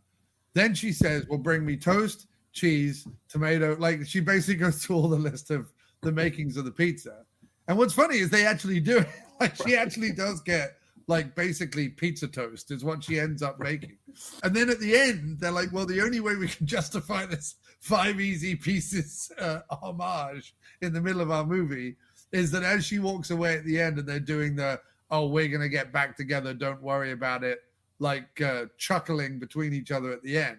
As they walk away, she's like, and I don't know why, but I have a burning need to eat pizza. And he's like, oh. And, you know, it just, but I love it. Like, again, I'm not complaining about it and I'm not taking the piss out of it. But the fact that they were clearly fans of cinema, they were like, well, let's do, what's a PM version of the scene in 5 Easy Pieces? It's where a good alien is possessing a woman. She's in a diner. The good alien only wants pizza. The diner won't serve her pizza, so fine. She puts toast and cheese and tomato sauce and everything else together to make some kind of makeshift pizza. Yeah. It's both doesn't need to be in the movie and also kind of genius, because what it lets you know is it lets you know that the people making this movie, they know cinema, they know movies, they know where this shit comes from. And even if they're doing their little comedy ham-fisted version of that, I don't know about you, man, but I kind of appreciated it. I mean, sure, yeah, you could edit that out and the movie could be 3 minutes shorter, but I don't know, keeping it in is kind of wonderful. Yeah, I agree. I think, you know, again, there's so much parsimony in a PM film where they streamline so much of the film that having a moment like that, I mean, it's kind of like, you know, the sweeper, right? Where C. Thomas Howell is talking with a woman that he met at the bar, and they start having this conversation about honeycombs, you know, and he's like, I know. He's like, you know, she's like, do you know the song? And he's like, oh, I know the song or whatever. And then all of a sudden Ed Lauder pops in, but it's like before Ed Lauder could just come in, right? They didn't need to do the whole honeycombs thing. No. But it's funny. It's kind of a fun little piece of the movie. Right. Well, I remember talking, who was it who was saying the other day, food in movies or whatever. And I'm like, it's like the scene in, I think it's Lethal Weapon 3, where, you know, they've got some exposition or something in between the, you know, two big action sequences. And they go to Murtaugh's favorite burger stand, where Murtaugh is so well known, even though in the previous two movies, we've never heard of this burger stand before, but they go to Murtaugh's favorite burger stand, where Murtaugh is so well known there that he's able to, without ever washing his hands or anything like that, come behind the counter and make his own patties, right? Right. Meanwhile, Mel Gibson's character, they've decided that Riggs for this movie, because it's later on and it's in the 90s and smoking was becoming frowned upon, that he's going to be trying to quit smoking, right? So all through the movie, there's bits of business about Riggs trying to quit smoking, and he's eating dog biscuits and he's eating whatever. And at one point, Murtaugh just hands him an onion and goes eat that, and Mel Gibson just eats a whole fucking onion. Right. None of this needs to be in the movie, but it gives this wonderful color. Yeah. You so love those characters at that point, and you so love their riffing and their wisecracking and their banter and their little bits of business. And in every movie they have little bits of business that you're like, I will pause this action movie for 5-minute scene in which McWhirter apparently is a great maker of burgers and Riggs will eat a whole onion raw. Like, this will just be a scene. And so when people start saying, why does PM do this? Or like, couldn't they get rid of that? I'm like, no one told Richard Donner he couldn't put a sequence in Lethal Weapon 3 where McWhirter makes Riggs a hamburger. Like, we all sat through that and accepted it. So why don't you shut your neck, Well, and the thing too about PM with action is that PM understood action better, I think, than even a Lethal Weapon or any of those other ones, because they understood that action is best, it's best carried out the way you'd carry out a musical or a comedy, right? Like, if you watch Naked Gun 33 and a third or something like that, or whatever the Naked Gun movies, they're not going like, 20 minutes between bits, right? The comedy bits are constant throughout. Yeah. And PM's understanding of action is that this should be the same thing, that like, if you're going to see My Fair Lady, you expect to see a musical bit every 10 to 15 minutes. Well, we should have action every 10 to 15 minutes. That's going to get people in. And so I think that helps, knowing that, like, especially in this period of time in the mid to late 90s, where there was this Tarantino effect that was happening in a lot of low budget, direct to video action, where you just had these hitmen who have these ironic conversations about things like Fruity Pebbles and stuff like that. And it would drag the movie down. But at least you knew with PM is that if they were ever going to do something like that, even like in this movie where, you were talking about with the pizza sequence and stuff like that, it does sometimes feel a little bit longer because my brain is velocitized from all the action. And so I'm expecting more of it. But really, when I get down to brass tacks, it's not that long. It's a couple minutes. And before I know it, they're at the hotel and they're getting shot at again. It's, so with PM, you can trust that they're going to get, I can indulge them for their, their kind of their love of cinema, that they want to have these moments in their movies. I can indulge that because I know I'm not that long before Jack Scalia is going to be riding a satellite dish on the back of a bread truck, Right. And yeah, and I love, so that always reminds me, like, the thing that bookends the diner scene where we get all the exposition about the good alien and everything is one of Lance the Gault's henchmen, because he works with two guys predominantly. They both have mustaches. Yes. One has like gray, like salt and pepper hair, and one has gingery hair. The gingery hair guy, I don't know who he is in the cast list. I don't know. I couldn't remember the name of the guy. Is it Lasker? Is it Greg Brazel? Is that who the gingery hair guy is? It might be, because there's another guy, Billy Maddox, but I think Billy Maddox was the older of the two. Is that possible? Or was it Billy Maddox? Yeah, he's the older of the two. Yeah. I think it's Greg Brazel. That's who I think it is. Yeah, I think you're right. It is the ginger guy with the mustache. Unfortunately, we don't get... It's one of the things with PM is that because these movies were made in the 90s, some of these actors haven't worked since then. And so with the advent of IMDb, they don't have... Yeah, he was also a stunt guy as well, apparently. Oh, okay. I don't know if that's who it is, but there is a ginger-haired guy with a mustache who's following him around, and he bookends the diner sequence, looking through his binoculars and sort of says, "Oh, he's sneaking out somewhere," and then like when he comes back, he's like, "And they return," or something like that, and then he gets on his walkie-talkie and says to Lance Le Gault, like they're back in the motel or whatever. That guy. Like, if you watch this movie again, Matt, and just watch that guy, right. Some of the bits of business he's doing, it doesn't fit with the movie at all. Right. It's sort of like weirdly goofy or weirdly stilted, but it still gave me like a little charming something or other. Like he was still diverting enough that I'm like, he's sort of the low-key MVP in the movie. He's just sort of there, but when he's, when Lance the Gault like is like, so-and-so, go get me the whatever, he'll give like a look and then like a war kind of thing. Like he does little bits of business. And I don't know whether it's because he's not really an actor and he's just kind of doing this or whatever. Maybe he's more of a stunt guy or whatever, or whether he is an actor who like does more comedy than does serious or whatever. But his little bits of business, when you watch the movie again, I was a big fan of that guy. Yes, no, he's great. Yeah, yeah. I mean, I love the sequence where Robin Curtis has been captured by Lance Legault, and he's got these two mustachioed guys that are like, Right. I guess they're supposed to be like torturing information or whatever. And that's when Scalia shows up and rescues her. But it was kind of funny to see these two mustachioed men working for Lance Legault that are about to torture Robin Curtis. I mean, they do. I think they hit her a couple times. She has like the blood on the lip or whatever. And then Scalia takes them down and helps her escape, and then that's when they end up going to the hotel and finding his wife. But I mean, again, there are like these touches. I mean, part of it comes from the fact that these movies were made in the 90s, and so you get these very 90s, I mean, and again, a lot of these guys were born in the 50s, and so they are in their 40s now and just look a certain way that like modern movies today just wouldn't have those kinds of characters. I think a lot of these movies, these guys would be like, they'd have like the faux hawk, or they'd have like the hard part or something, and they'd got sleeves of tattoos and be wearing obnoxious clothes. You don't get that kind of, like movies today. I think one of the things they don't do well enough is the henchman. Right. And, these 90s movies, PM, they knew where their bread was buttered. Like, okay, hey, throw these guys in suits and have them fight. And then if they get, they get killed, shimmy to death, when they get the machine gun fire or whatever. They kind of knew how it worked. And I think it's one of the things about all these PM movies, that the action sequences, these guys in these roles always worked really well. Modern direct-to-video doesn't really pull these. They haven't figured this guy out yet. No.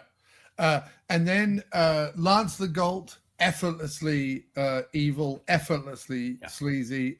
Lance Legault from Decker in the A-Team onwards. I mean, what a guy. And a little bit of information, Matt, that when MySpace was a thing, and I realized that if you had different email addresses, you could have multiple MySpace accounts. I had a Lance Legault MySpace page. That's beautiful. That's beautiful. Where I would put out like completely fake, like Legault wisdoms, and it would just be like a quote or something and a picture of Lance Legault. Or I would find like random pictures of Lance Legault and caption them completely incorrectly. Beautiful. That was the kind of weird like performance art I used to do on MySpace before the world went. Like if ever there's a description of the world I want to live in is MySpace. The world we definitely live in is Facebook, and it's awful and terrible. MySpace was just wonderful. You could bedeck your whole profile with pictures and GIFs and music clips and video clips, and it was just a cavalcade of beauty. And some people would get creative with them and figure out you could manipulate the CSS and the coding and make it look. Bring that back. What the fuck? Like, what? Why is everything so? I remember when Facebook showed up and I was like, wait, it's white, blue, and gray. Who wants this? Like, who wants that? Why was there a mass exodus? What? And this is the problem with people on a whole versus individuals. I love individuals. Individuals on MySpace. People on a whole then went to Facebook. And when I said why, people are like, oh, it's just easier. I didn't have to do a bunch of stuff. I'm like, right, because you're a fucking thoughtless automaton with no creativity. Here I am over on MySpace building elaborate Lance Legault profile. Right. Who doesn't want to live in that world? Anyway. Right. Yeah, the Lance Legault, I the one I remember is that there's a Lorenzo Lamas one that I followed, and then I realized it wasn't really Lorenzo Lamas. Yeah, I didn't have many followers, but I did enjoy putting up weird Lance Legault wisdoms. That's beautiful. That's so beautiful.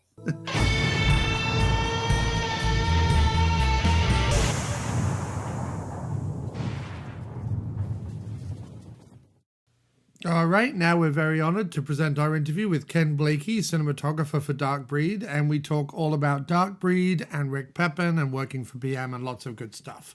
After that, there will be some commercials. Please feel free to completely ignore those. They're not from us. They're just something that Spreaker makes us put into the show. However, if you do want to support us, you know what to do. Go over to your nearest podcasting platform, rate, review us, tell a friend, tell a family member, share it on social, share our socials anywhere you find them.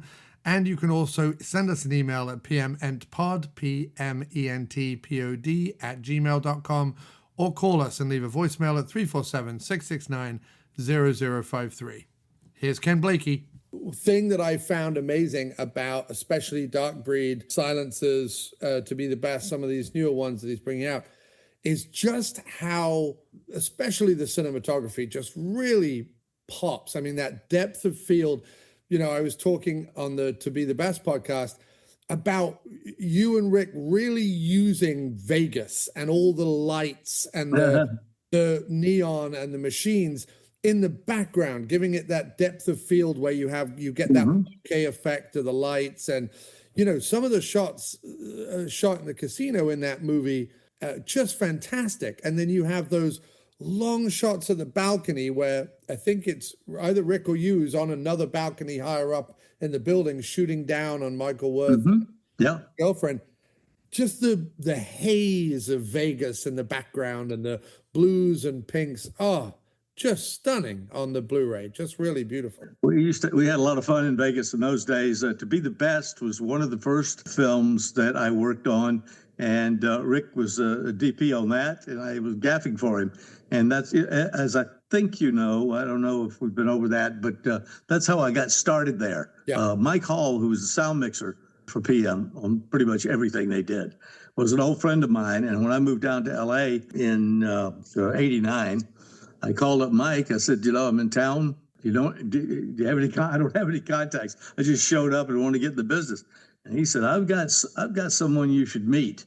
Yeah. And that was Rick Pepin. And he set up a meeting. I went in and met with Rick. We hit it off. And he said, the only problem is that I'm the DPing the movie. Joseph and Rick were producing them.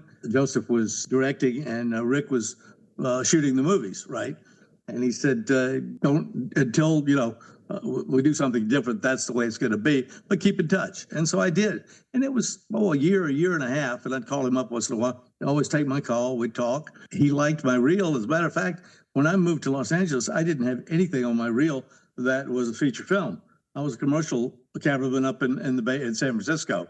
But I had cut a nice reel together, and he liked it from that material. Yeah. And so about a year went by, and I called him up one day, and he said they were starting a show, and he was shooting, and he said that his gaffer was quitting the business and was going to real estate or something. And he said, do you know a gaffer that could gaff for me? He said, I need a gaffer. And I said, not really, I'm new in town, but, you know, good luck. We hung up, and about 30 seconds later, a little light bulb went on my head. I said, lighting, that's my first love. That I can do. I called him back. I said, I'll gaff it for you. And that's how we got started. I started gaffing for him, and we did, I don't know how many films together, To Be the Best, one of them. And it worked out really well. And eventually, you know, they gave me a show, which was Time to Die in, I think, 92. Yeah. And, you know, I think we said this last time, but sort of one of all the PM films that I've watched, the ones that feel sort of the most consistent and the most like what I think of as PM when I think of a PM entertainment movie are the ones that were shot either by yourself or by Rick. And there's sort of subtle differences, of course, between the two of you. But in general, when it comes to like the PM look, you guys are the masters as far as I'm concerned in sort of what you guys did.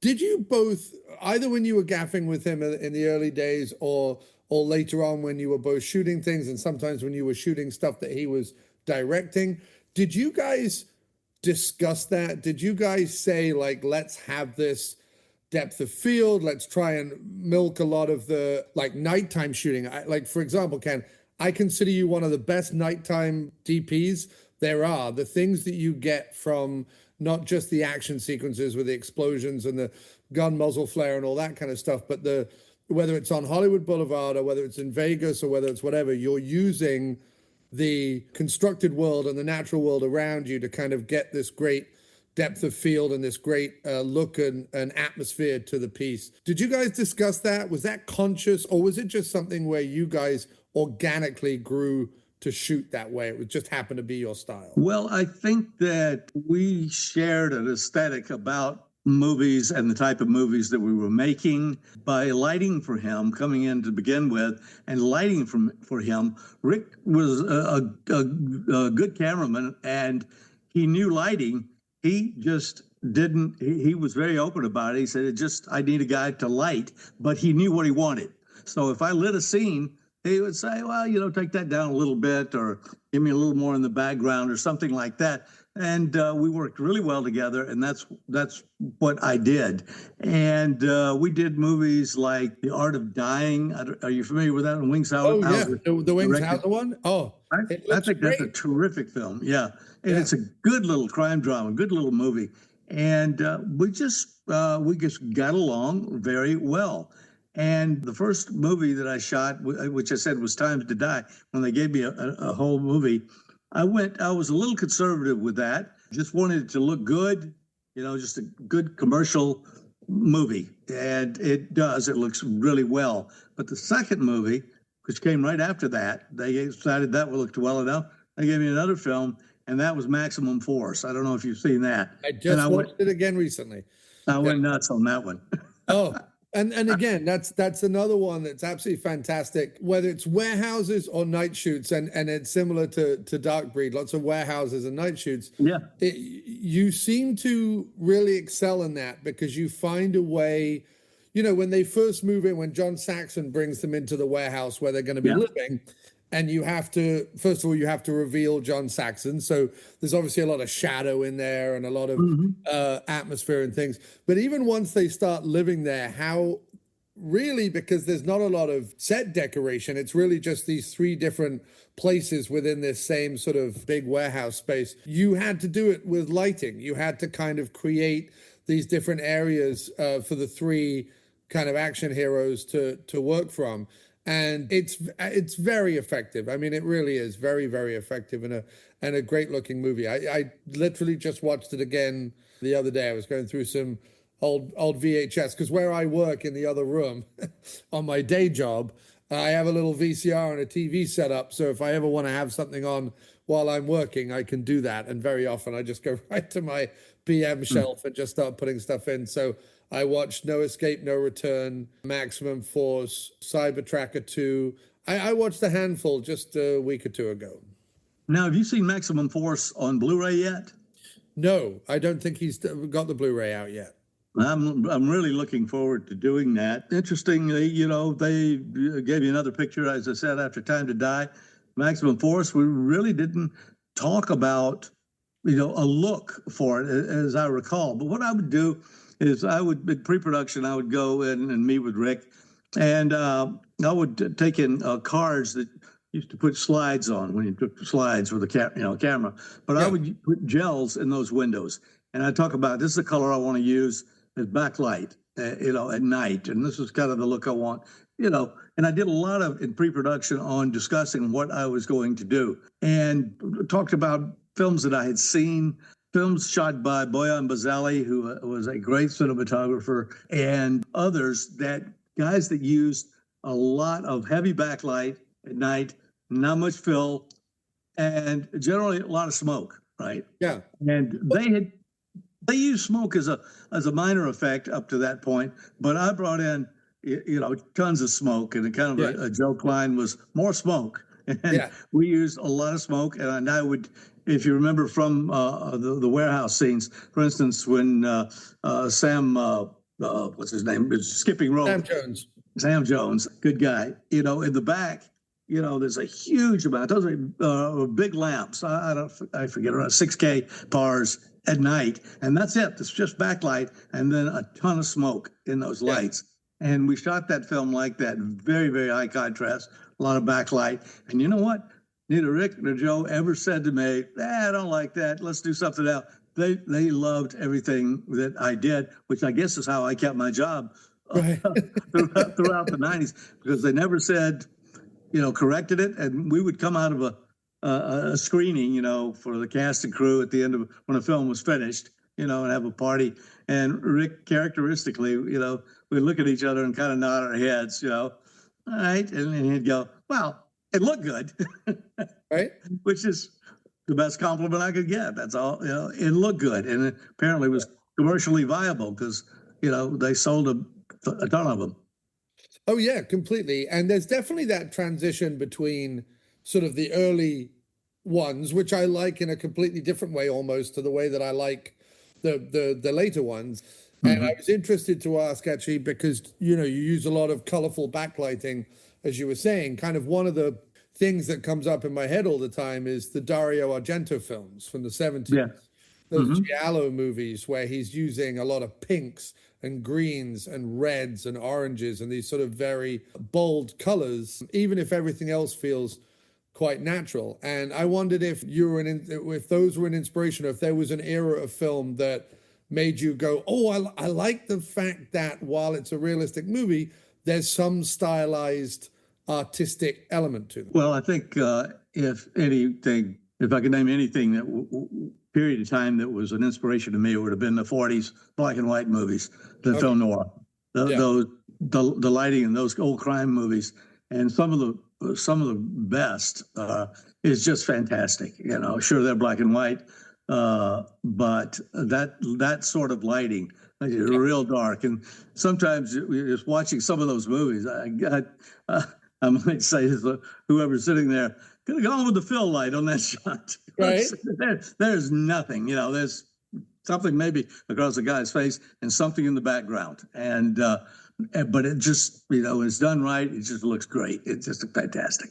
I like that movie. A lot of those film noir and even early sci-fi, the black and white stuff from the 30s and 40s is obviously heavily influenced by the German expressionist movies, whether that's Fritz Lang or whoever. And it's funny how film noir plays through PM. When I think of the movies that Wings Hauser made, when I think of the C. Thomas Howell movies, when I think of even the way you shoot the sci-fi films, I feel like there's a film noir thread throughout these movies, which makes me wonder, aside from like The Big Fall and a couple of others, you never made an out-and-out detective movie. And it probably would have been the sweet spot for all of you guys. I guess you're right. I hadn't thought a lot of cop movies, a lot of cop drama. I think you need a good script for Bogey or someone to come into. So mostly we're I think sort of catering to the actors available, and so many times they were fighters or stunt guys really who'd moved up to acting. But you had guys, and then you have a guy like Jack Scalia, who is an actor. Right. He's an actor, and a good actor. And he brings a little more heft to the role, like on Dark Breed. Yeah, he's a cop, but I like that better. I like the more solid acting like that. It makes a better movie for me. Yeah, no, I love Jack Scalia. I wanted to get onto him as well. He's absolutely fantastic. I think the first movie I saw of that kind of run of Scalia movies you guys made was T-Force, and he is having a ball in T-Force. He is really enjoying himself in that movie. No, but I often thought watching Scalia, especially if you watch him be very, in Dark Breed, he's playing ex-military, he's playing an ex-astronaut, he's playing someone who has faced this, alien menace or whatever previously. Him and Lance Legault, who's obviously the heavy of the movie, have a history together. And then, he's called on obviously to be sort of the action lead for the rest of the movie. So in Dark Breed, I mean, he's still very compelling. And I would have loved to have seen him do 10 PM films, but he's still very compelling. But when I think of him in T-Force and I think of him in Dark Breed, he's a completely, T-Force, he's all full of swagger and bravado and he's got one-liners and he has he hates his new partner. Yeah, he hates robots and he hates, and all this sort of stuff. And that's great to play. You know what I mean? That for an actor, that's a great thing to play curmudgeonly, but also sort of machismo or whatever is a great thing to play. In Dark Breed, though, he's got to be this kind of emotional, he's a little stoic until he kind of gets surrounded by all the women in his life. There's a scene in the hotel room where there's about 3 women, all of whom are in Scalia's life in some way. And, and then he gets emotional because one of them dies and the other one is his ex-wife who's possessed by an alien. So there's a lot going on for him there to do. So it's a more of an emotional, heavy role, I think, in Dark Breed, but still very watchable. I mean, Scalia was fantastic. Absolutely. I think, in my opinion, it's PM's best movie overall, all things considered, the action is gigantic. The acting is excellent. Great cast and production values. For me, it's as I said, I've got the Blu-ray, and seeing it is such a thrill to see these movies. And my 75-inch, HD, screen with Atmos surround, and just shakes the house, and it's just great. I just really enjoy it. Although he is mastering these, I guess since these movies there was Dolby, but certainly not Atmos. I think Dolby was just coming in. He's mastered them in a stereo digital format, and they sound terrific. And in my processor, I can put those through all 7.2 speakers. Yeah, I mean, Dark Breed, it's definitely up there in terms of, I know exactly what you mean when you say, what's the concept? How did we pull off the concept? Does the film have good pacing? Does it have good action? And is the acting superior? With all that criteria, then yes, Dark Breed is definitely in the top 10 list, no matter what. So there's a few things there then. First of all, it's sort of balancing, because obviously a lot of the action was shot, by the second unit director or by the stunt coordinator some of the time. And was there ever a thing, like, how did you as the main DP kind of balance that? I don't know that's one of those Hollywood questions I don't really know the answer to. When you have two different people shooting the same material, how did you get that consistency of look and feel? Well, the second unit director, I believe that was Spiro Rosatos on Dark Breed. On Dark Breed, it may have been. I'll look it up while you're talking. Yeah. I think it was maybe it's Spiro or Cole McKay, but I think that was Spiro. Either way, those guys know what they're doing when they're out there. Yeah. And so it's not a matter of is it going to get shot right, because the guys that he brings, Igor Meglic usually is the DP on first unit, the second unit DP. Igor Meglic has worked with him for years as DP. Oh, right. Okay. With Spiro? Yeah, with Spiro. Yeah. Okay. And so they do it the way I asked them to do it, which simply Spiro is going to tell them where to put the camera. Directing a movie is all about, do you know where to put the camera? Certainly he does. So they put the cameras, and I ordered the lighting. And on Dark Breed, that freeway stuff at night after they first landed, and they go out and stand in the middle of the freeway. Yes. And all of that. And we had two Musco lights out there, which was enormous for PM Entertainment. That's getting up there with Terminator. We had a lot of lighting and so forth. And first unit, we're shooting the dialogue, the actors themselves, and all of that stuff. And then, as is been scheduled, then we join up with them to join forces, add the cameras that we have, and continuing to get cutaways, inserts of the actors when we need them in those actual locations. That scene at the beginning where they get inside that house, the house that they're moving on a trailer that's on the freeway, all of that. There's so many that scene is shot, a lot of it on the freeway there that night. A lot of it's in the studio inside a box, the same or one just like it, inside a stage with light effects going on. So there's lots and lots of different angles and inserts that are done separately. There's so many different pieces in that scene that, whether or not it's first or second unit, it doesn't matter. Yeah, I think it was The Sender that I was watching, and I know you haven't seen it, so bear with me. But, it had CGI effects, and I know Dark Breed has some CGI effects, and I have a question about that as well. But in a way that I was like, oh, this is so charming to watch. It was like watching a 40s movie in the 80s, but now in 2025, watching it was, we'd got far enough away from it that the effects were charming rather than clunky. Do you know what I mean? Yeah. I do. I know what I mean? When you watch the old 30s and 40s movies, because you're watching an old movie, you go, oh, I'll put, that hat on. I'll watch it with that thing in mind. And you don't question if you see a flying saucer doing this and bobbing along the screen, because you just go, well, that's how they did it back then, and it's perfectly fine. I've never been a nitpicker when it comes to special effects. Every era has its style. Well, we didn't have digital effects, certainly. most of the PM years there doing these movies.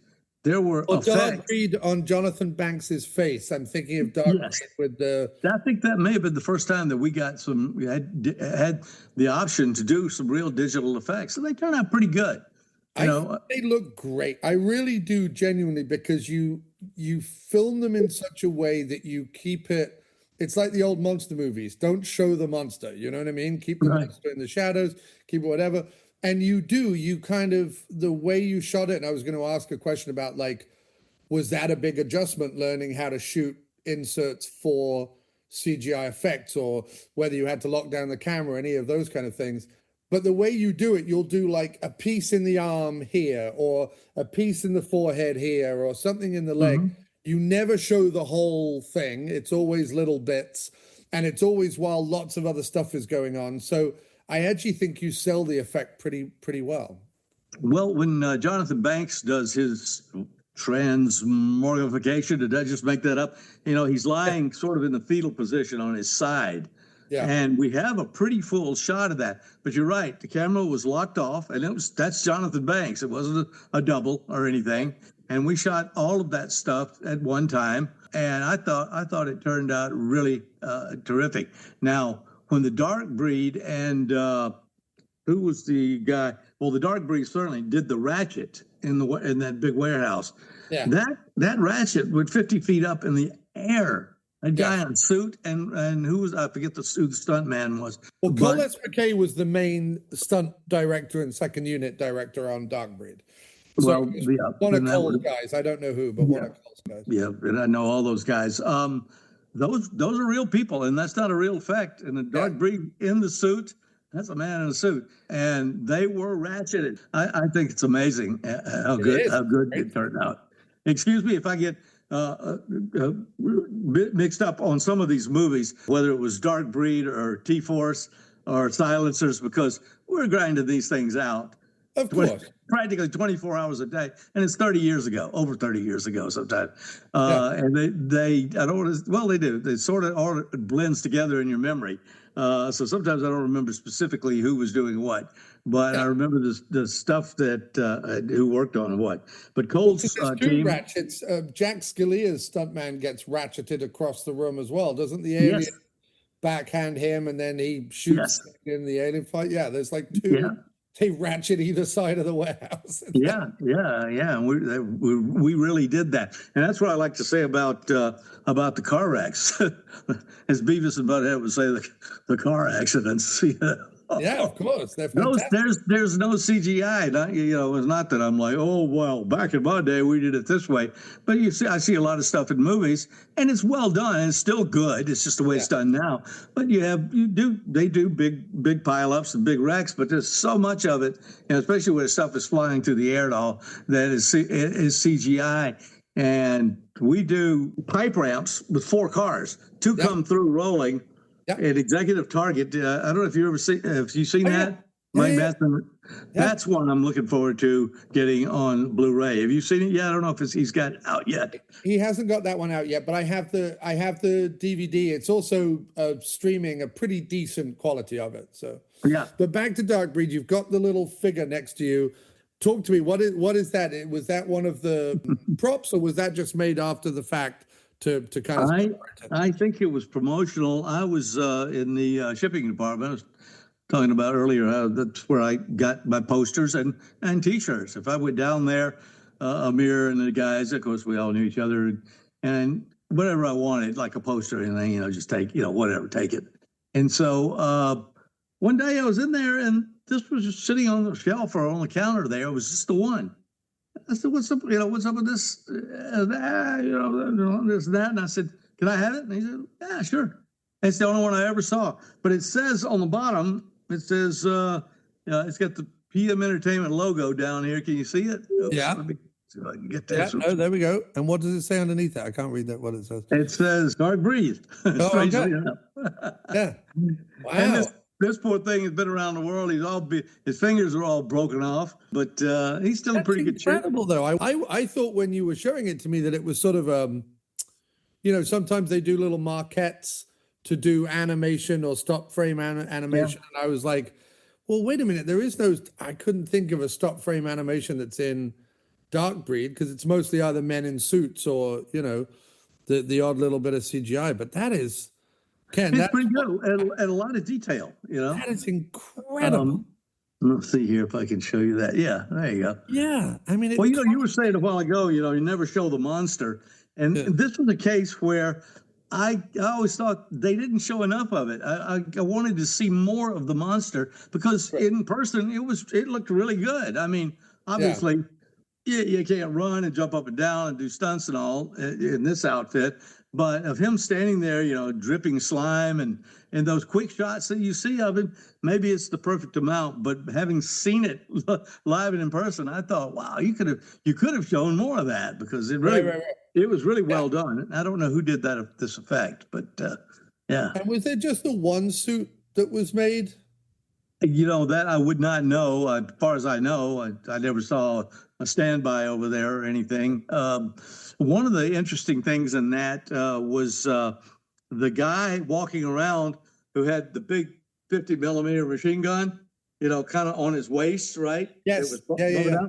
Well, that was the Steadicam guy, and they built the rig for that prop, that gun, right, to go onto the Steadicam mount, so that someone could do that as a guy, and it's actually the Steadicam guy that played the part.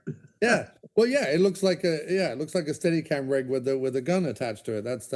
Yeah, I had a question. Obviously, talking a little bit more about Rick. I don't think I had put this together before I talked to him, which I wish I had talked to him when the one time I talked to him. I wish I'd talked to him about it. But looking at the ones that he directed versus the ones that he shot, predominantly they are science fiction films or science fiction adjacent. Mm-hmm. Yeah. He was obviously a big fan. That's been confirmed. But was that did Rick search out sci-fi stories to tell? Or when a sci-fi story came in, was he like, come on, Ken, we're going to do this one? Like, what was Rick with his sci-fi fandom? And did he have films and favorite films that he liked or anything like that? Short answer is I don't know. Okay. We shot whatever came up. I actually never put together that he was a sci-fi fan until we started doing a lot of sci-fi movies, and I think we started talking about it because I was a sci-fi fan, always have been. But as a kid in high school, I read every paperback that came out by all the great writers, Heinlein and Bradbury, everyone, Asimov, and so I guess we didn't talk that much about it because on the set, you don't have time to do talking. And most of the time with films like the ones that we did, Dark Breed, Cyber Tracker movies and so forth, I just thought the script writers dreamt them up and PM wanted to do sci-fi and they did. That's what they did. So I didn't really know him that well enough to know that, what his relationship with science fiction was, although he enjoyed doing it, Yeah. And do you know then, and maybe you don't, but sort of when all was said and done, I don't know if you and Rick stayed in contact or whatever, but do you know what film, if anything, that he looked back on that he made, whether it was shooting it or directing it, that he considered either his favorite or one of his favorites or something he mentioned to you where he was like, I think we really nailed this one or whatever? Was there one that he was a big fan of that he made or that you made? Well, I know that he enjoyed doing Dark Breed a lot. I think he felt it was one of the better, if not the best, PM movie.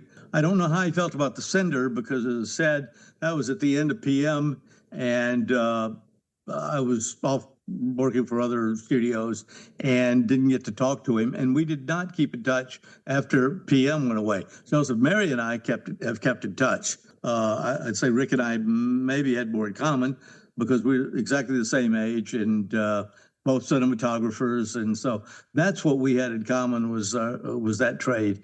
And I always really appreciated the fact and acknowledged the fact that the reason I had that job there was because he really respected my work and was always very complimentary of it. He always thought he always seemed very happy with the movies that I did. I never criticized or said, don't do that anymore or change this or whatnot.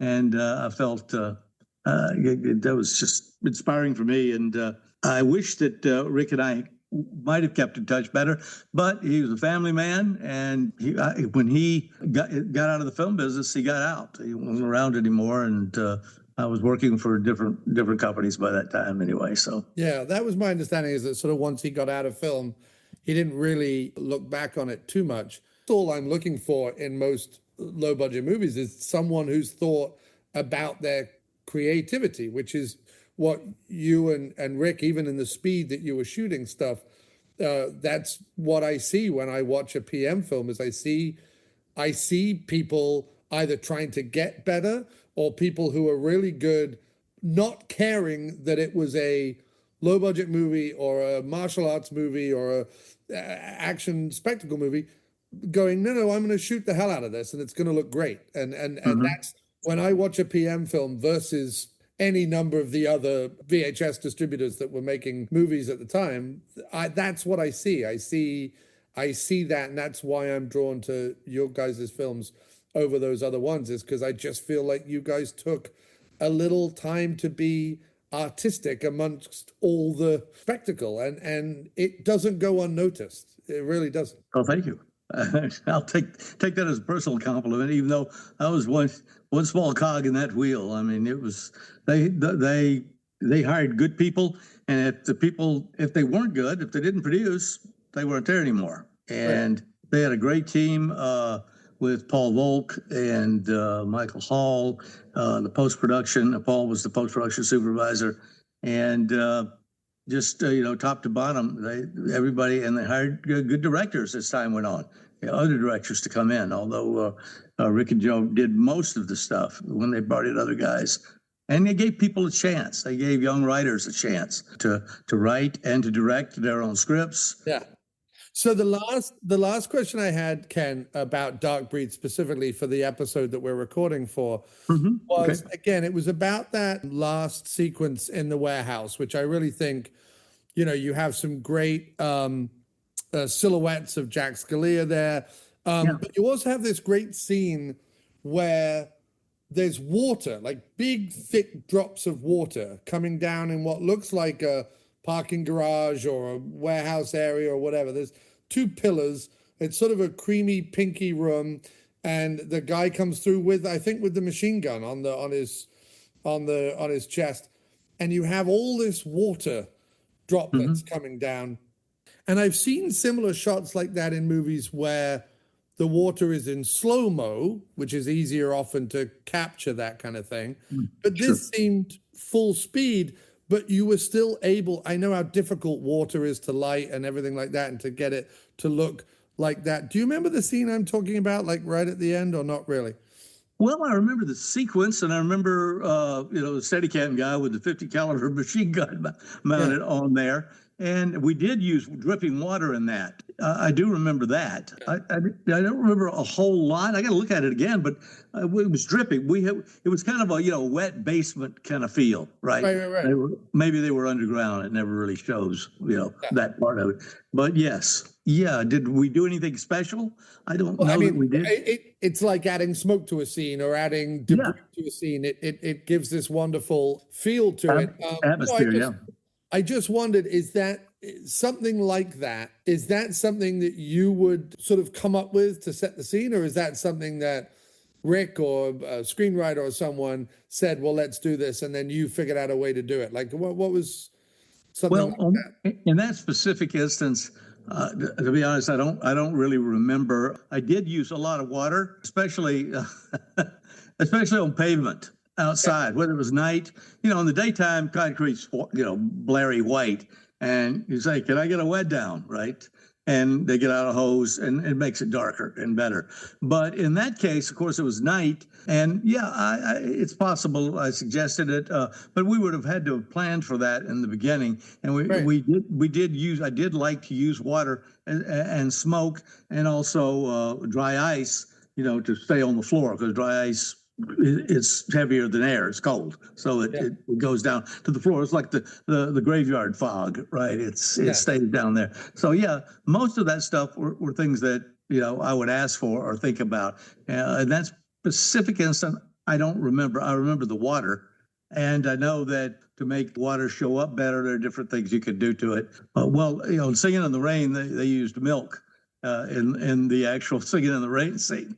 They put milk in the water, which I at Fox Studios, and that's an old film secret revealed from a long time ago. We didn't do that, I don't believe, but yeah, I liked having the things to be wet. They shine, they reflect the lights. Yeah. No, I mean, I'm just saying, because it was one of those examples where, to me, it's one of those things where PM takes it up a notch. Any other independent action movie would just be like, oh, it's a parking garage, come from this door to over there, we're going to shoot you, come through, and that's it. And if it's lit like a parking garage, that's how it's lit. And I know that there were certain parts of PM where it was just like, use the lights available. Okay.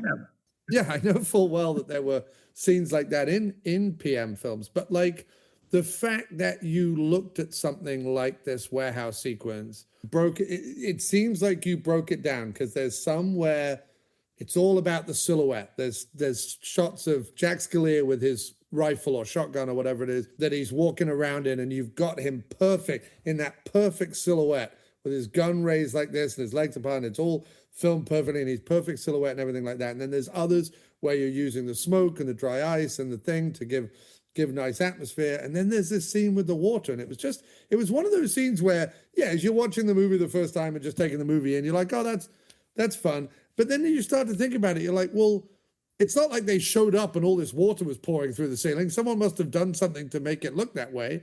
And then you suddenly go, oh my God, they were really thinking about like how to make this, every bit of this little jigsaw puzzle of this final 20 minutes or whatever that warehouse sequence is at the end.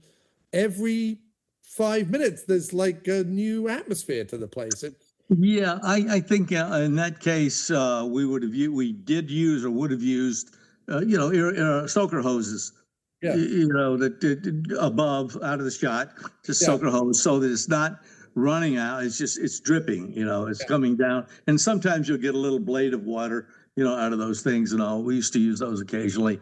Yeah, I love smoke on the water. I love all that stuff, and I love filtration. I used to drive the gaffer crazy, and the first assistant who has to pull focus, because we'd get it all lit up, and you'd have an F5.6 or an F8, and then I put all the filters in I'm going to use, and it's wide open again. And I used to drive those, of course, depth of field and everything. Those guys are always. I mean, just the as I said, the depth of field, the long lenses, and the utilizing of, whether it's the neon on Hollywood Boulevard or whether it's the lights in the back of a Vegas casino, or it's like these LED lights I have behind me. Like if I was to focus me and blur that out and blow it out so that it looked really big and I would feel like I was in a PM film. Well, one of the big I could say secret, it's not a secret, but it's filtration. I used a lot of filtration filters called ProMist, which are a diffusion and comes in different grades, but it blooms all of those lights out. That's what it does. It makes all those lights bloom, and that's one of the reasons the lights look that way. On these pictures that we were talking about that I had photographed, and Rick liked it, and so apparently did the public. And this part of the podcast is going to be specific tributes to Rick Pepin, both from people I've interviewed recently and some people who sent voicemails in. I thought the most appropriate way would be to start with Paul Volk, who sent us a voicemail reading out what he read at Rick Pepin's memorial. And from then on, you'll hear other people's thoughts on Rick. Hello, this is Paul G. Volk, and I'm going to read something that I wrote for Rick Pepin and read at his memorial up in Lake Arrowhead. Rick Pepin was, without a doubt, one of my favorite people. I am so glad, so honored, so thankful that for 40 years, most of my life, I've been able to call Rick my good friend. I started working for Rick and Joe Merhi, his business partner, in their newly formed movie production company in 1986, which was perfect timing, as video rental stores were popping up on almost every corner, and they were hungry for product, which we were happy to oblige. There are a few things I remember about Rick from the late 80s. His favorite snack after a day on the set was roasted peanuts and a good Chardonnay. And something that was unusual for me to see, a Southern California native, was Rick in his late 30s, after a day in the production office prepping a movie, putting on his assorted ice hockey gear to go play a fairly physical game of ice hockey in a league made up of what I guess were mostly Canadian transplants, as was Rick. I also clearly remember all the photographs on the walls of the production office that Rick took of his two little girls, Genevieve and Carly, and how proud he was of them both. As happens, they're not so little anymore. In fact, Jen and her husband Max had blessed Rick with two twin granddaughters, specifically so that Rick could continue taking pictures of his favorite subjects. Another thing I noticed right away about Rick, and I greatly admired, was how much he loved his wife Shelley and her him, how much they appreciated each other, actually really adored each other, and neither ever uttered a harsh word about the other, to my knowledge. Theirs was the ideal marriage from what I can see. I'm very happy and proud that I was able to help Rick and Joseph get their movie-making business off the ground and become profitable, eventually very profitable. And with that came the ability to hone my craft and get better and better on the job while making movie after movie. For so many of us, the first few years were truly the Pepin Mary School of Filmmaking. And we also had a ton of fun along the way. We belonged to the contingent that looked forward to getting up in the morning and going to work. We looked forward to Mondays. Another thing I looked forward to was when I was in an edit bay working away and I heard Rick walking down the hallway. I looked forward to Rick coming into my room to talk about the project at hand or current events or even just about our lives. He was that kind of boss, the kind of person one just wanted to be around. And then many years later, the business and its huge library of movies and TV series long ago sold, Rick having retired and me semi-retired. It was 2018. The both of us and our wives decided to move up here to Lake Arrowhead, where Rick and Shelley decided to join and become active in this country club. Rick playing tennis and Shelley joining the Putters Club, and lately both of them really enjoying pickleball. And I'd be remiss not to mention club members Taylor and Pam Ramsey, who've become very good and close friends with Rick and Shelley and will miss Rick terribly, but will strengthen their bond and friendship with Shelley. My wife Evelyn and I very much enjoyed long conversations over dinner with Rick and Shelley and tranquil afternoons on the lake on their pontoon boat. And my favorite activity, playing best-of-3 billiards tournaments with Rick and Shelley versus Evelyn and myself. Rick was always the most skilled at pool, and Shelley not bad either, and so most of the time they would win. But thank goodness my wife became pretty adept at making the balls go into the pockets herself. So luckily, we were able to offer them a bit of a challenge.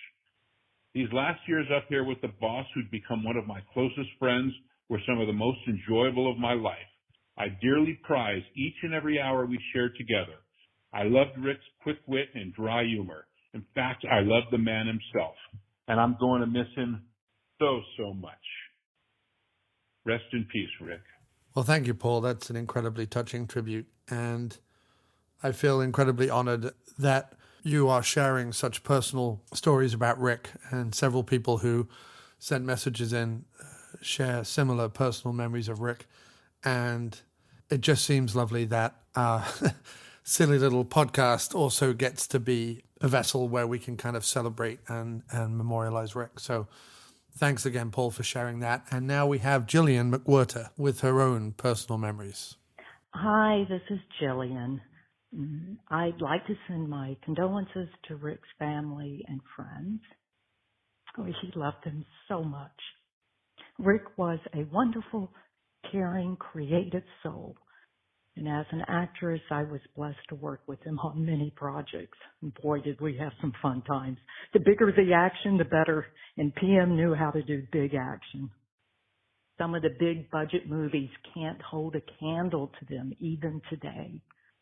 And I learned how to run really fast when they called action. Well, sorry. I remember the wrap parties at Rick's family home, the pool parties, the cooking out, the friends. It was really, really good times. And I know Rick is still making big action movies. He is. Rest in peace, my friend. Rest in peace. Well, thank you, Jillian. That was a beautiful message. And now another message from Jacobson Hart, who wrote many of PM's films. Hey, this is Jacobson Hart, and just a few words on Rick Pepin. Rick helped me get my career started. I was PM's staff writer from 93 to 96, and I have only good things to say about Rick. I wrote several films for PM, including a couple he directed called Cyber Tracker and T-Force, and I remember Rick was very supportive of my writing. I worked with him quite a bit on those two scripts. I'm very happy with them. And I remember Rick kept Hot Wheels on his desk to plan out the stunts, and I remember on Steel Frontier, I remember going to his house and watching for a few dollars more with Paul, and we had a good time that night watching the old Clint Eastwood classic. And I remember Rick was very supportive of our work on Steel Frontier, and he did his best to stay out of our way as we were directing it. I remember at one point, though, he said, I wanted to have horses on the set. I wanted the characters to be riding horses, and he says it's going to be in Death Valley in the summer, 120 degrees. I'm not going to race horses down the highway. And to his credit, after I got out there, I realized he was right. That was no place for horses. Rick, I remember he bought me plane tickets so I could go home and see my folks for Christmas one year. I have nothing but respect for Rick. He helped my career get started, and he helped many careers get started. And it was an honor knowing him, and he'll be missed. Thank you. Well, thank you, Jacobson. That was lovely. And we now have a voicemail from Alex Dickey, who is from the Video Society in Joplin, Missouri, who's clearly a big PM fan. And he sent in this voicemail. Oh, this is Alex Dickey. I'm with the Video Society in Joplin, Missouri. I'm calling to share a few words about Richard Pepin, who I just found out last night passed away. I was actually watching Executive Target. Last night when I found out. No, it's not one of his movies, but still a PM. My favorite PM movies to this day are T-Force and Hologram Man, two Richard Pepin's best. He was skillful in the way he could direct an action sequence. I mean, look at The Cinder. The chase sequences in The Cinder are they're incredible. So I just wanted to say how much Richard Pepin and his work has meant to me for quite a while and will remain meaningful to me for probably the rest of my life. Rest in peace, Richard. Long live PM. Yes, indeed. Long live PM. Thank you ever so much, Alex, for sending that voicemail in. Fantastic. I hope you've been listening to the show, and hit us up on Instagram or Facebook and let's talk PM. All right. So next we have a clip from Kevin Mock. Kevin worked for PM Entertainment for some years. He worked as a post-production supervisor and worked as an editor and assistant editor on many PM productions. He directed The Stray, the feature-length film, and several episodes of both LA Heat and Hollywood Safari, the TV series, for which he was a co-producer and an associate producer. This is a clip from an interview that I did with Kevin where he talks about Rick. Oh, I mean, right off the bat, I just say that, Rick was an incredibly kind boss. I'm sure everybody has said that.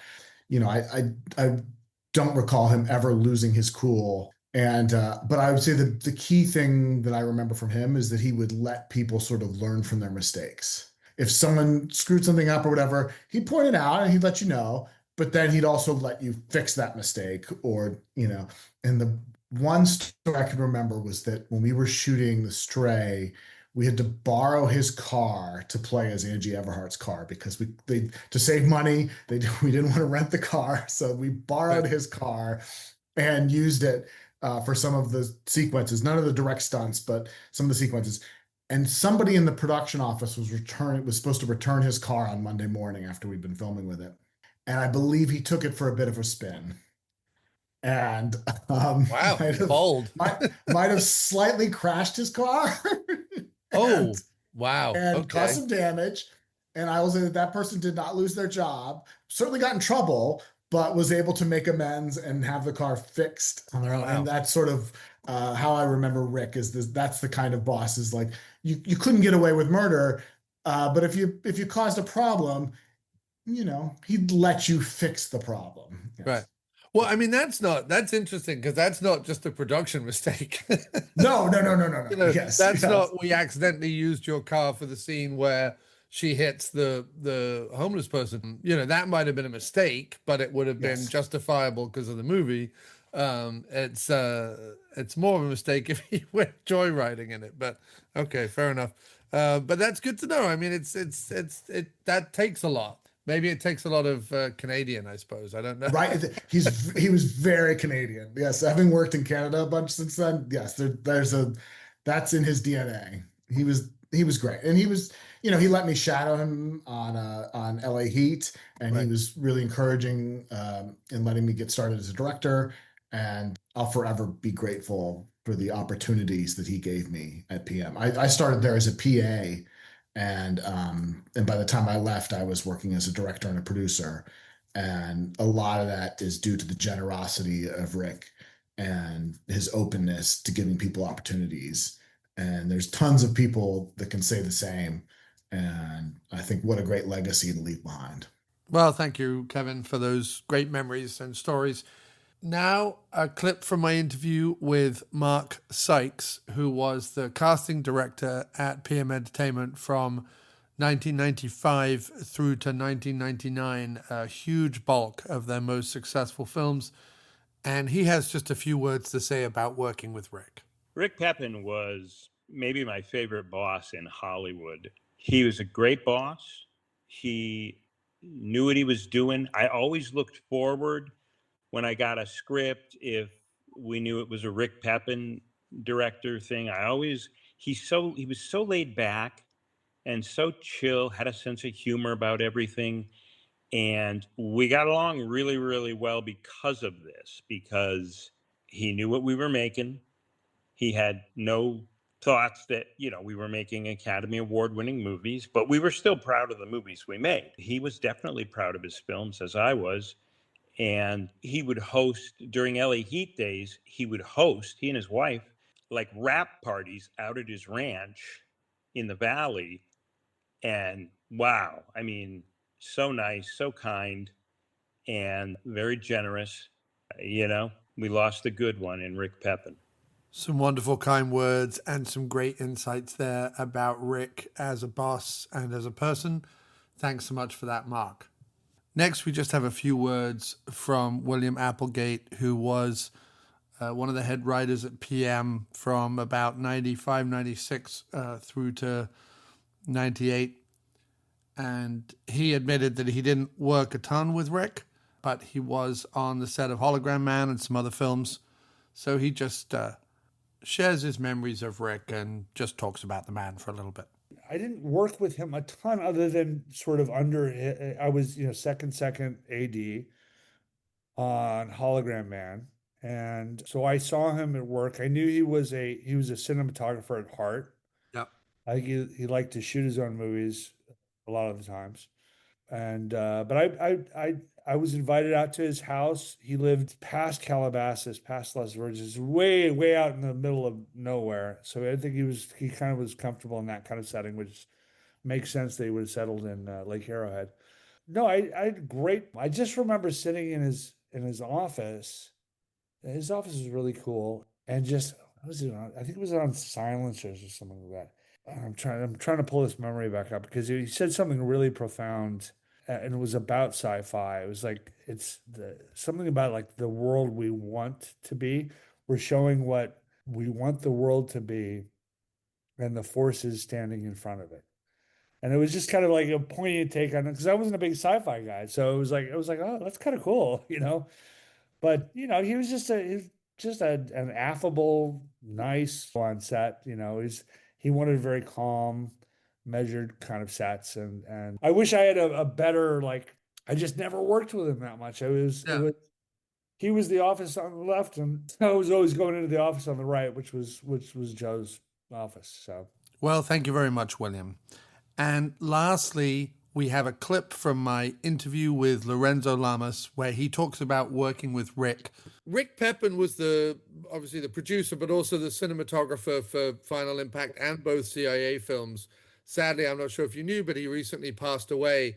And I just wondered, what were your memories of Rick on set, and also working with him as a director for CIA too? What were your memories of Rick Pepin at that time? Well, you've probably heard this before if you've interviewed anybody with regards to Rick, but Rick was a very, very chill, calming force on the set. You know, he wasn't a typical DP that threw a tantrum if he didn't have enough time to light. He was just, he was invested. Let's put it that way. He was invested in the product, invested in, you know, getting the shot that he knew was going to be able to tell the story and propel it forward. Very helpful to me as a director because, you know, between the two of us, we knew what shots we needed and what shots we didn't for editing. Right. So he was just a super nice, really, really cool guy. And, you know, Joe was too, but Rick even more so. Rick was just very calm and very friendly. We'd laugh at stuff, you know, just easygoing guy.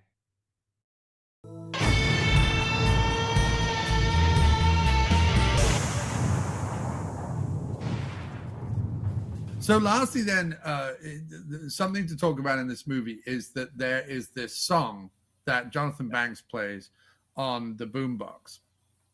And again, by the way, I love the whole that the humans know that they're overtaken by the aliens and are both powerless to do anything about it, but at the same time, occasionally still feel their human emotions. I loved that, the fact that they were able to imbue these guys with some humanity at the same time while they were kind of powerless to stop themselves. Again, you don't need to do that. That doesn't need to be in the script. The fact that it's in the script makes the movie. Like, that's movie making. That's the difference between a low budget movie now would not have that. They would just have people possessed by aliens acting like either robots or zombies, and that would be it.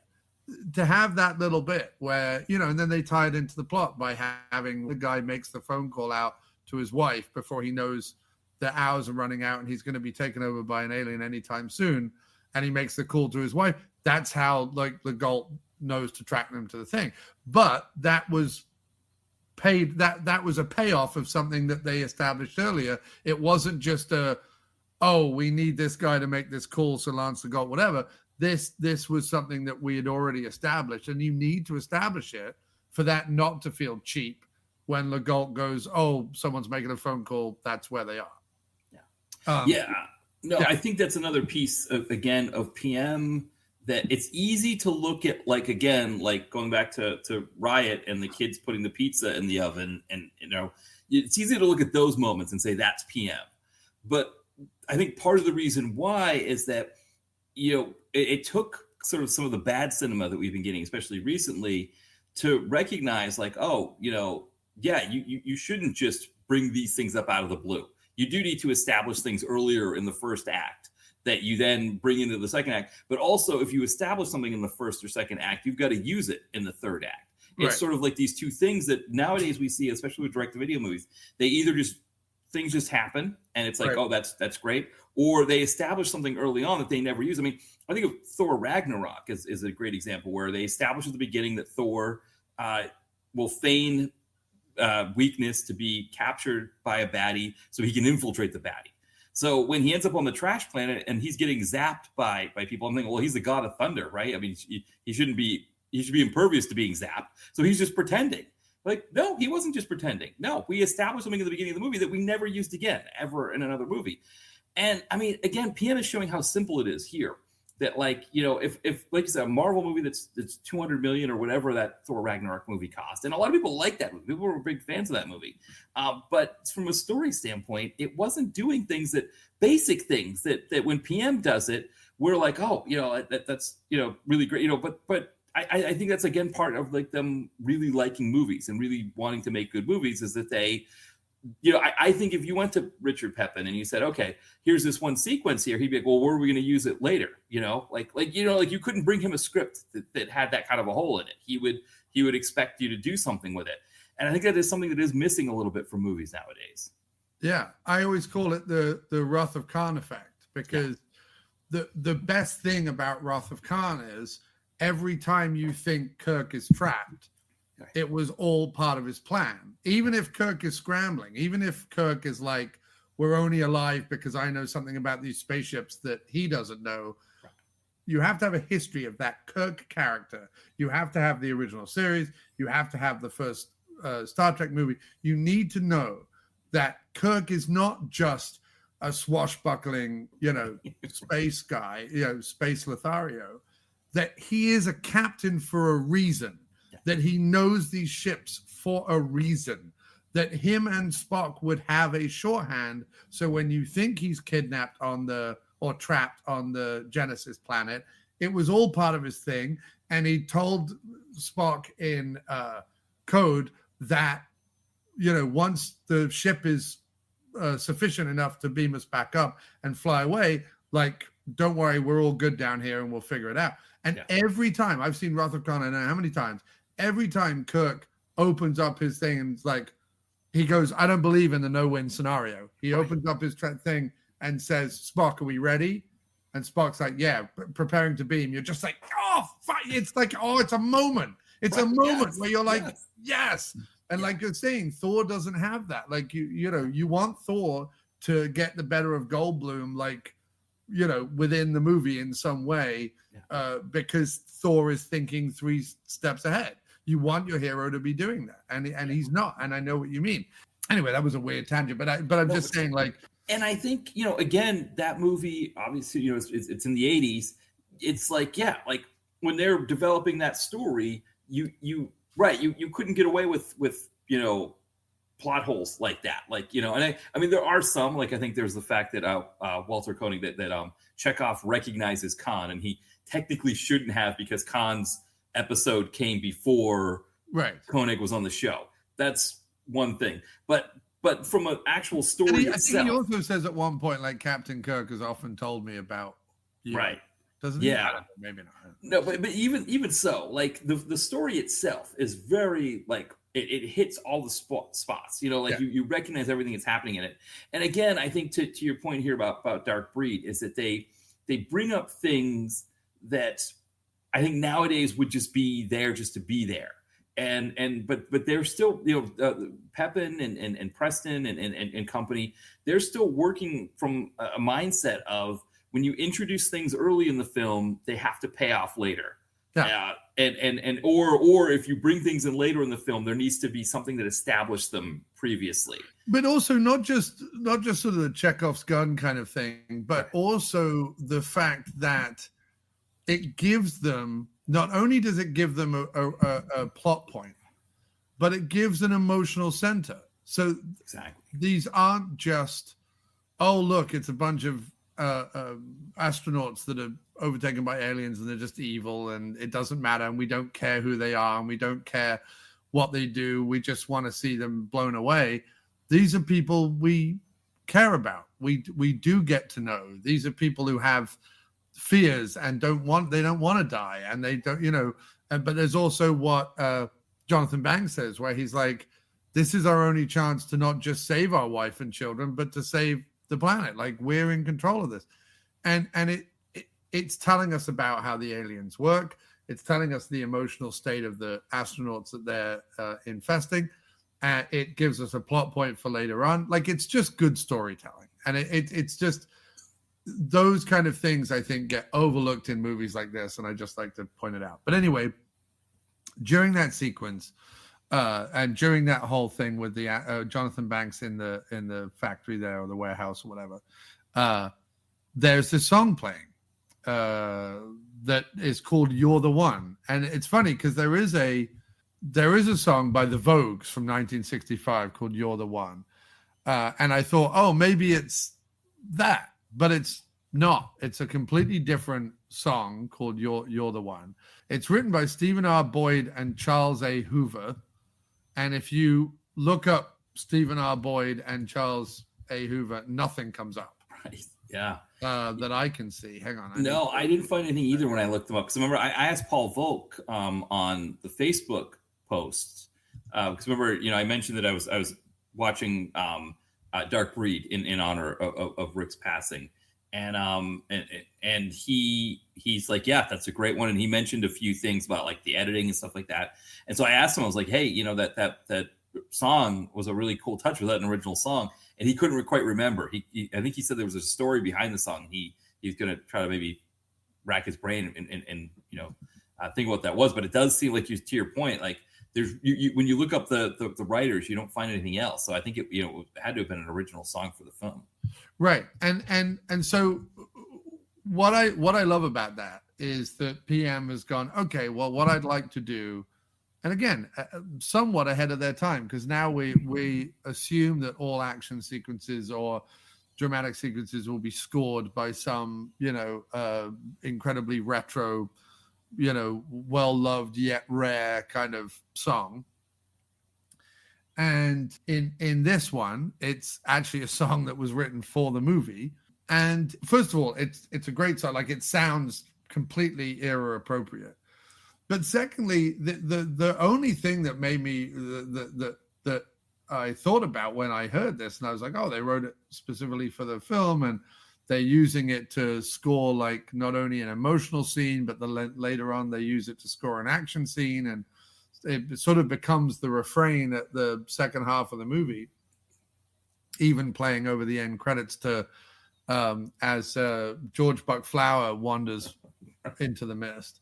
My only thing with that is look, if PM could, pick up the phone and get a couple of guys to write and record a doo-wop 50s sounding, 60s sounding track, I would have gone, okay, let's get a couple of guys to write some rock songs and let's score one of the bus chases or the car chases or the whatever with like a nice pounding rock song. Because I will say, as amazing as the action sequences are, and as very good as Louis Fabre's score is, I have no problem with Louis Fabre's score. It's got some really beautiful bits in it.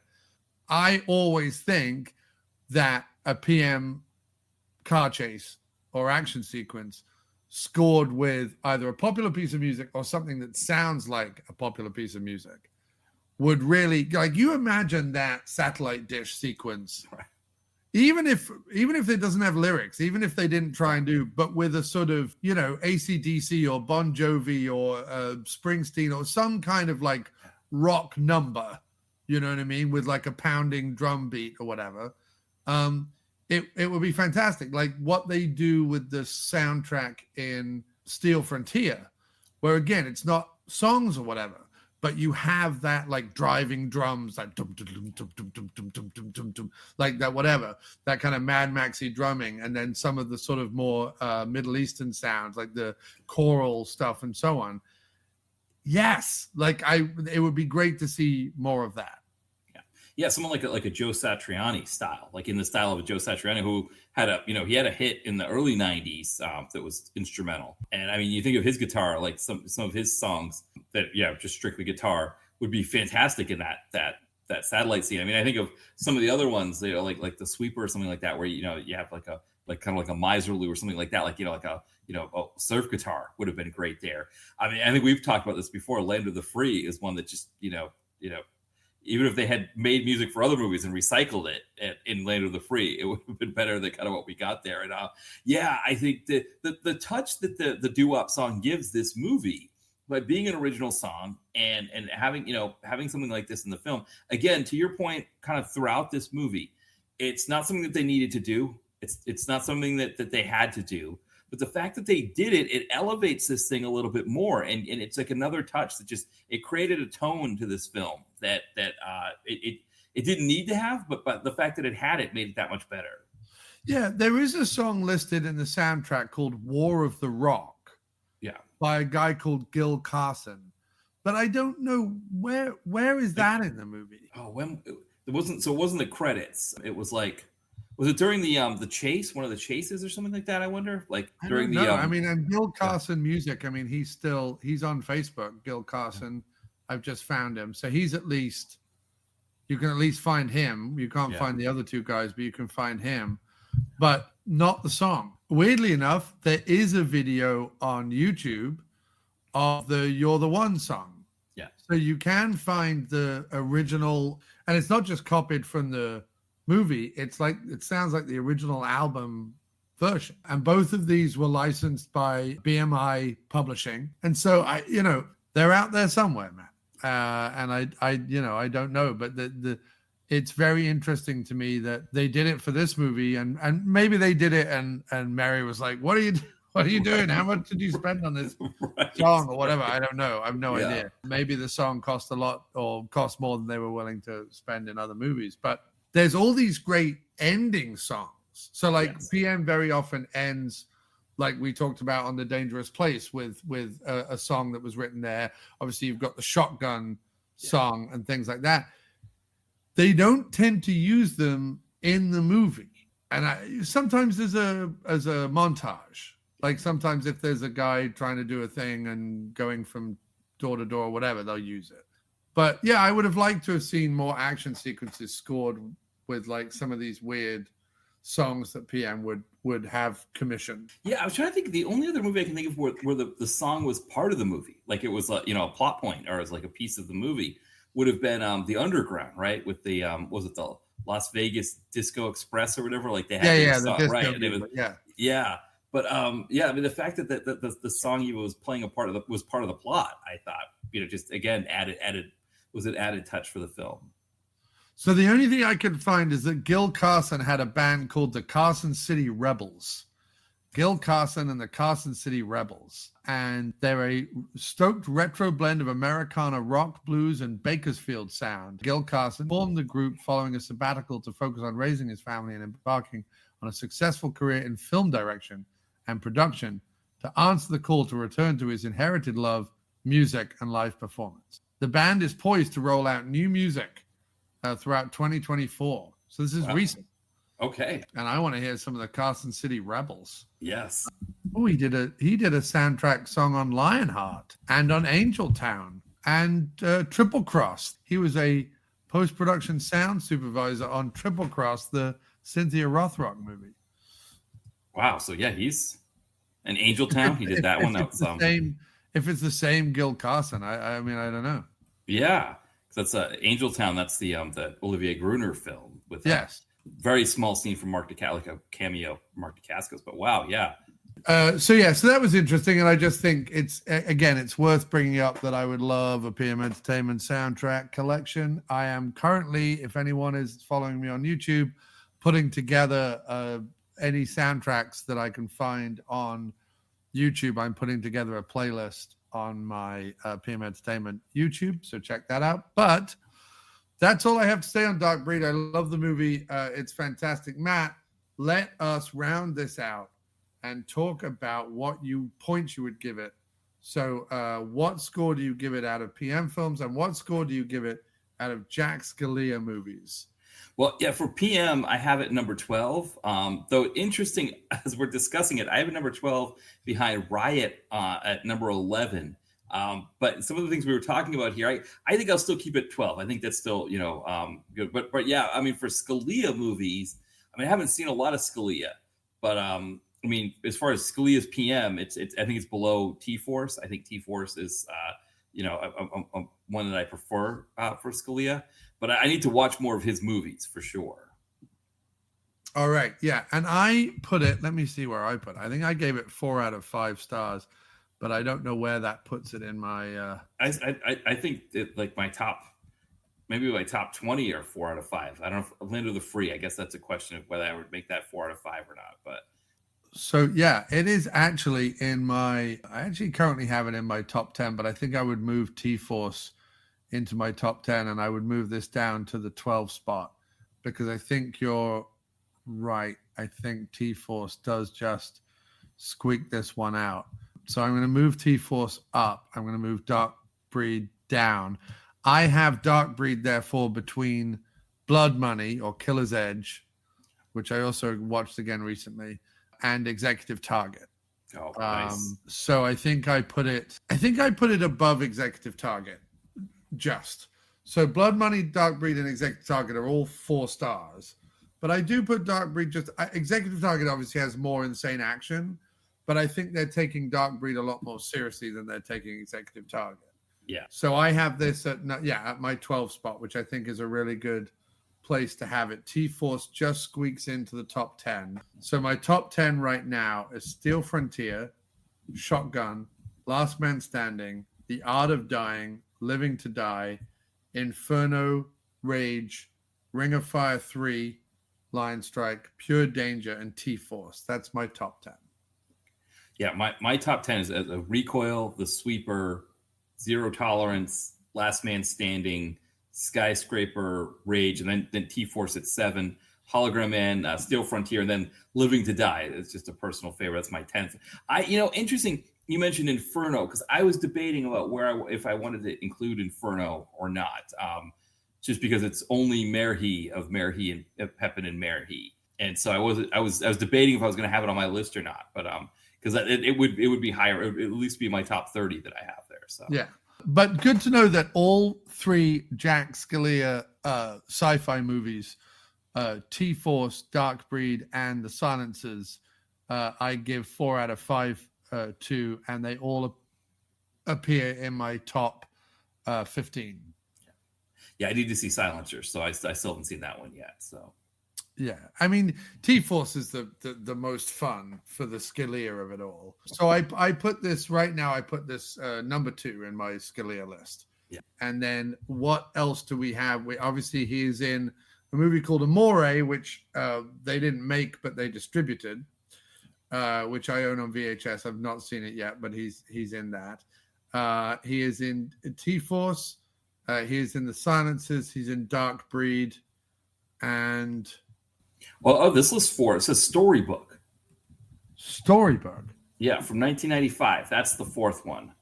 Yeah, but they're executive producers on it, not producers, which means that they. And George Shamir, who was their sales guy, is a co-producer on the movie. So it might have been one that George Shamir was co-producing and then brought in Mary and Pepin to distribute, maybe. Yeah, that makes sense. And I'm trying to see if anyone else in this cast and crew is a PM cast and crew. I don't see anyone that would make me think. Red Horton, stunt coordinator. Okay. Ken Blakey was the 2nd unit chief lighting technician. Okay. Yeah. So it's possible that they may have been helping out. Yeah, I mean, there's a ton of like PM films that are not what we all think of as PM, but this looks amazing. This storybook, it looks like, and yeah, look, here's a poster for it overseas with the PM logo on it. Michelle Pepin was travel coordinator, so she did travel coordinating for PM flicks. Then also Amir and Shaker Corey, their production assistants, they did some PM stuff. And then I did notice Garrett Bell. I don't know if I'm saying it right. Garrett Bell. Okay. Yeah, post-production coordinator. I mean, we'll get to all of these eventually. Right. So yeah. So on IMDb, and Pepin and Mary are involved. And it's got Scalia apparently, right? It's Scalia plays Brandon's father in it. Yeah. It's got Jimmy Doohan in it as Uncle Monty. Milton Berle, Richard Moll. Wow. Yeah. Ed Bailey Jr. does some voice work. Well, we'll have to watch that in Storybook from 1995. Yeah. Fascinating. Yeah. You never know with PM what you're going to find with some of these movies. And I want to watch, especially Rick Pepin, I want to watch Mindstorm from 2001. Yeah. That Pepin directs and writes, because it has Clarence Williams III in it, has Edo Ross in it, has Michael Moriarty in it, has Eric Roberts in it, has Michael Ironside in it. And, and it makes me think that, Rick Pepin certainly at a certain point was well liked enough that people like Ironside and Moriarty and Roberts and stuff would show up to do probably what are small parts in one of his later movies. Yeah, I think so for sure. Yeah. Rick did do a few little things after PM. Rick tried his hand at continuing to write and direct and stuff. So Rick wasn't completely done when PM wound up, because he makes Mindstorm. He produces a Croatian movie. He is the executive producer on a movie called The House Next Door. Sutures. Which Joey Travolta directs. Oh, so he's going back to work with him. Yeah. Because George Travolta did a couple of. He PM produces flicks, a movie called Kiss the Bride, which Vanessa Paris directs. These are all for ImageWorks. Yeah, I mean, they did Last Will, which he was in on. Yeah, a lot of Joey Travolta stuff. Yeah, Mindstorm, they did. Yeah, so maybe I don't know whether he was involved in setting this company up, but he certainly produced a bunch of, I don't know, maybe he just went and worked with him. But no, he did The Box, Waiting to Live, and Sutures, which was his last produced movie. And as director, the last thing he did was Caved In, which was a TV movie from 2006, which looks to be, what is Cole Meany in it? Oh, yes. I think I looked that one up. I was considering it. Christopher Atkins, Cole Meany, Angela Featherstone. But it looks very much like a sort of, it's probably on a 12-pack or a 15-pack or a 20-pack with lots of other kind of sci-fi monster movies. You know what I mean? It looks like I don't know that it was a Sci-Fi Channel movie, but it looks very much like one of those movies. But well worth watching if Rick was involved. I mean, I want to watch some of these. Sutures looks great. I want to see some Sutures. Looks like a mad horror movie that he is involved in producing. Yeah.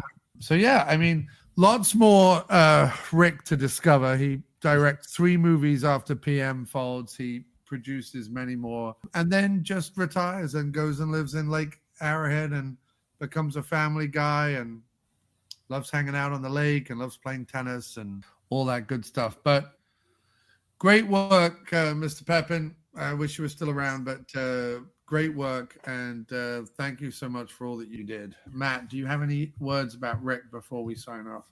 Yeah, I mean, on recent podcast where I had Chris from Chris the Brain from Bulletproof on, one of the things we said was it doesn't get much bigger than the P in PM Entertainment. I think, what he and Merhi together, what they created, it's never going to be duplicated. We'll never see anything like this again. I think Dark Breed that we're watching here is a great example of what can be done on a budget, what is possible. And I think, again, what we'll never see again. We'll just never see a production company like with those two making the kind of movies that they were making. No other producers are going to want to do stuff like this. And so, I think the thing we're fortunate enough is that so many of these movies are available. And now they're starting to be available on Blu-ray, but streamers, Tubi has a lot of them, Fossum and stuff like that. But I think the hours of enjoyment that Rick was a part of giving us, he and Joseph Merhi with PM Entertainment. We'll just never see anything like it again, but we're so fortunate. And so, I thank him. I couldn't thank him enough. It's a shame that we've lost him because he's left a mark that's not going to be duplicated. Yeah, and just to piggyback off that, Dark Breed is available from Focus Media's website. The link will be in the notes as always. It looks absolutely phenomenal on Blu-ray. It all depends on, he's working from prints. He's not working from the negative. He's working from prints. So it does depend the quality of the print that he gets. But, I said on my latest video review, Riot, I think, is the best disc they've done so far, and Dark Breed is very close to that because of how good it looked. I mean, Dark Breed and Riot, of all the Focus Media movies that have come out so far, those two just phenomenal, just look incredible. And lastly then, Matt, what's happening over at DTVC? What can we expect? What can people listen to right now? Et cetera, et cetera. Tell people all about that. Yeah, so the podcast, recently John was on and we talked about 2 Sam Furstenberg erotic thrillers. So you can catch that. It's episode 225 in the archives. But we're still plugging along. We're doing some on the skids with Ty from Comeuppance, where previously it was Aaron Eckhart on the skids. We're going to be now looking this month in September. We're looking at Morgan Freeman on the skids, a couple of direct-to-video movies from him. So check that out as well. And then also Scott Murphy from All 90s Action. He's going to be... We're continuing his look at the direct-to-video Seagal movies. So we're looking at Submerged, which is Yeah, Gary Daniels had a great run of PM, not so great in his one movie he did with Seagal. It didn't work out well for him there. So yeah, that's just kind of a bonkers conversation there that we have as well. So so I always appreciate that. And of course, the other thing quickly is my books. My newest one, Nadia and Aiden. You get that on Amazon, Kindle Unlimited, in paperback. It's a great read. It's about twins, fraternal twins from France who come to America to get in touch with their American heritage in the late 2000s and kind of just go on adventures as they're going across the country at that time. All right. Fantastic. Well, thanks as always, Matt. Thank you for being part of the PM Entertainment podcast. And thank you, everyone who has contributed to this Rick special. You are now leaving the PM Entertainment podcast.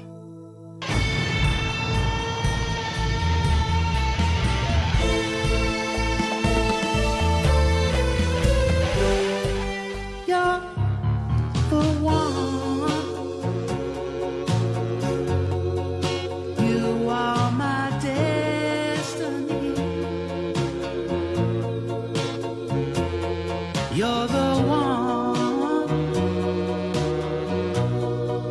and you mean the world to me. You're the sun, you're the moon, you're everything that makes my heart feel free. To be with you is all I really need. You're the one. You are my shining star. You're the one, and I want to be where you are. And if you let me be with you until my life is done, it will be complete. 'Cause darling, you're the one.